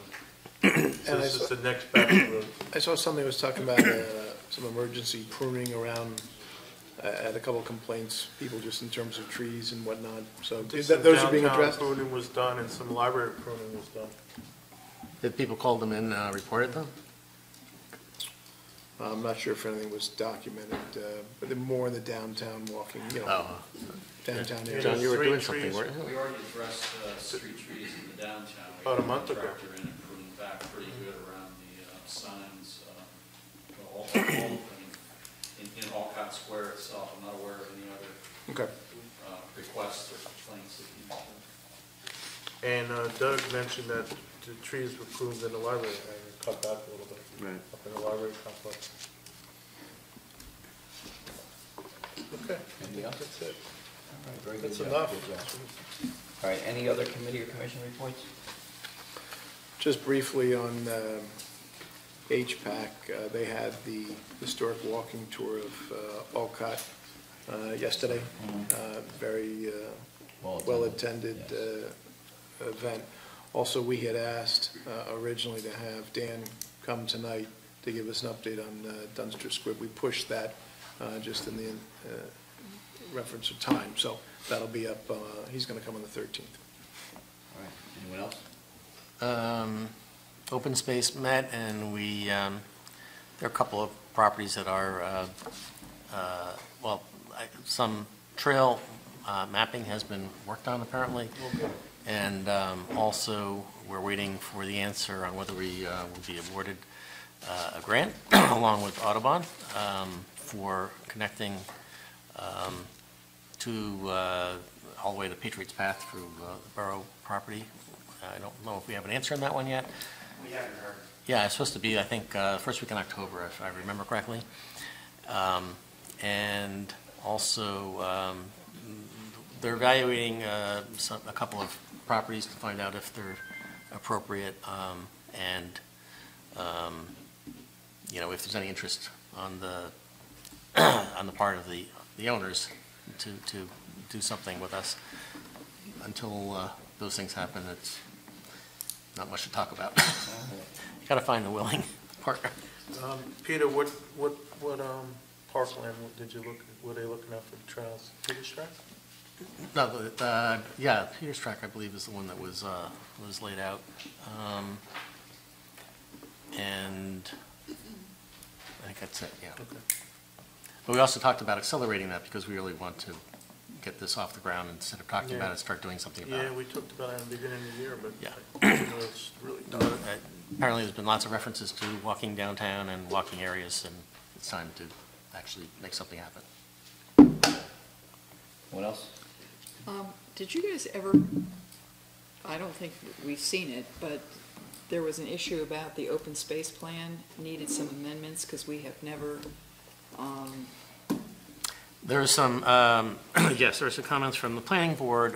Apparently that doesn't have to be formally adopted, but it is being worked on to pass that back to the planning board for and perhaps have a working meeting to maybe work out some differences. Anything else, council members? No. Okay, seeing none, I'll move on to items of business. 11A, Borough Council appointments. We have openings on Board of Adjustment for unexpired term. That expires on 12/31/17, and Environmental Commission. In our packet, we had two skill bank forms. Right. One of Melanie Moran and one of Christy McDonald. So these are council appointments. So, Council President, I'll turn it over to you. Is it possible if we can get the attendance from the Board of Adjustment for the alternates? Because we'd really like to make sure that people that show up to all the meetings get the first shot at it. We want people that show up. And any skill banks that we might have for that, so we can distribute it among the council and we can talk about it at the next meeting. Sure. Everybody comfortable with that? Agreement, okay. Environmental Commission, alternate members. How many are you looking for? The packet didn't say it. We The just had, Environmental Commission? are we looking for two? Yes. Okay. Somebody resign? No, we just, we need. That's what I thought. Short. Yeah. Yeah, alternates. Board of Adjustment, you had a resignation. Yeah, that's why I asked that, because I thought maybe it was. I mean, the two skills banks forms that were submitted were both pretty impressive resumes. Yeah. I believe, Mayor, there's also an opening on open space. Still okay. I'm not aware if they make a recommendation. If you have any recommendations, include that on the next meeting. Take a look at the skills bank, see if Yeah, there's we'll somebody see if there's available anybody there. available there.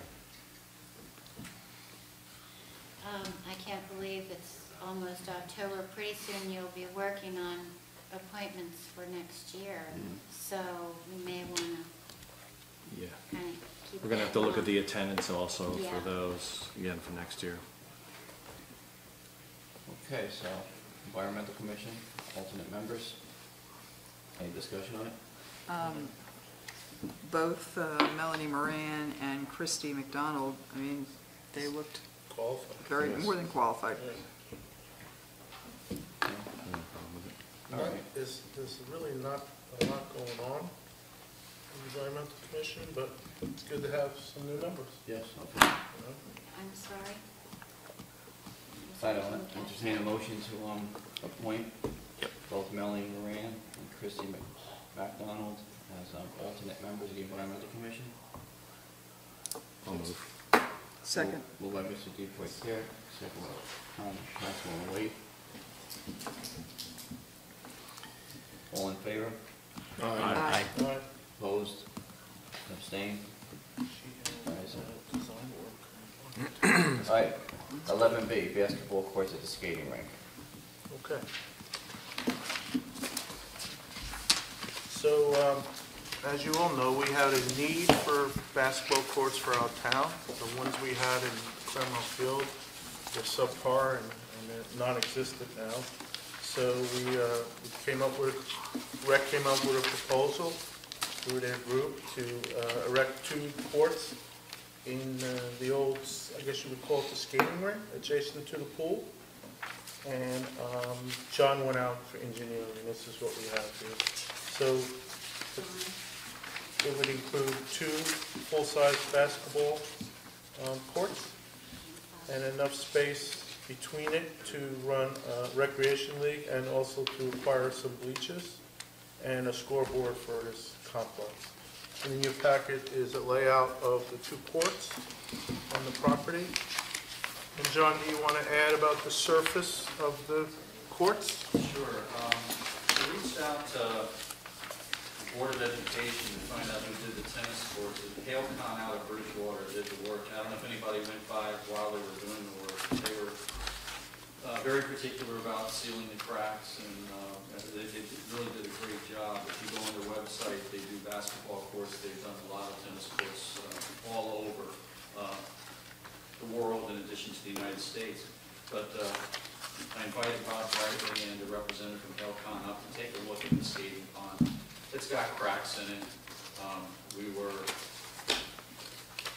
had the feeling that we needed to resurface it before we would put this acrylic surface on it. And we were curious as to how far gone was our asphalt surface to do this. The guy took a look at it, said no problem, the cracks aren't that bad. They would blow them out, pull out the grass, unfortunately that's growing there now, blow them out, seal the cracks, put a mesh down to span the crack. It would require a 2-inch overlay over top of the whole thing that they would do, and then it's like a 4-coat acrylic resurfacing. They did provide the budget pricing that you see in front of you, approximately $80,000 and change. I think this is a number, Mayor, that you had heard from someone else in that ballpark. That does include demoing the 2 existing baskets and putting up 4 baskets and striping. It would be a 2-color type system, and there's a number of different colors. Pictured here is a bunt park out in Clinton Township. This is a 4-court facility. They've got lots of land out there. Just as an idea of what it could look like, it's a really nice facility. It's a really nice surface, and they do have the cross nets in the picture, so they are using it for multiple purposes. Per the discussion that we had, the layout is on the survey that we had our VA group do. Two courts, a little bit smaller. That is a standard high school court, 84 by 50, with room in between so there isn't interference between the 2 courts. In talking to Cheryl and Neil, a couple other things that have been discussed are the possibilities of some bleachers to go down there. There's a couple of real nice flat areas on either end of the court. Very little prep required. A bleacher could go in there with no problem at all. There's also discussion about portable scoreboards, and there's some pricing in here for scoreboards and bleachers. I wanted to bring it before council right now. Number one, to see if this is, with no idea how much you think we should spend for a basketball court. Is this pricing in line with what council was thinking? Do we want to put up money right now to do the courts and anticipate bleachers and scoreboards? Do you just want to try to do the court now, just to get some ideas from council how you'd like us to proceed with this? John, is this the exact same surface as the tennis courts? It's the same surface. Because the tennis courts have got some pretty big cracks in it. How are we going to prevent that on the... How long's it been? The one thing is the resurfacing of the courts. We're putting 2 inches of fresh asphalt down on top of it. I asked the guy, okay, what can we expect? He looked at my graying hair and said, you probably don't have to worry about it. He seemed to think that it would be a good 10 years before substantial cracks would come in, and if that does happen, you just caulk them. You don't have to completely resurface the entire court. Okay. Has Recreation examined this and made recommendations on what they would like to see? Well, yeah, they looked at, last meeting, we looked at, there was a plan with 3 courts, excuse me, a plan with 2 courts. And it was recommended mostly also with, John's input that, and Jeff, you were at that meeting. Yes, I think, the 2 courts were better. We explained why we felt the 2 courts were better, because you can have, you don't want 3 courts, and, I think there'd be too much interference. So, yes. We also talked about something for the unused area when there aren't games going on, whether you mark that out for other activities because you have a lot of real estate there. It is big enough to put, say, a volleyball, and then you could strike it for volleyball, or I don't know what other uses might be necessary. Yeah, that's fine. Yeah. Now, Part of the striping process, yeah. and at this point, we're not trying to use that during the winter for any ice skating, right? That's gone. This will effectively end any conversation about trying to get ice in there, which is very difficult. Right. Which hasn't worked. It has. Right, that's probably why the cracks are issues. And it's only would have frozen the last 2 years, last 2 winters. may still be, I suppose. John, if we put this on like right now, we wouldn't really have beneficial use till next spring anyway. So it would be sitting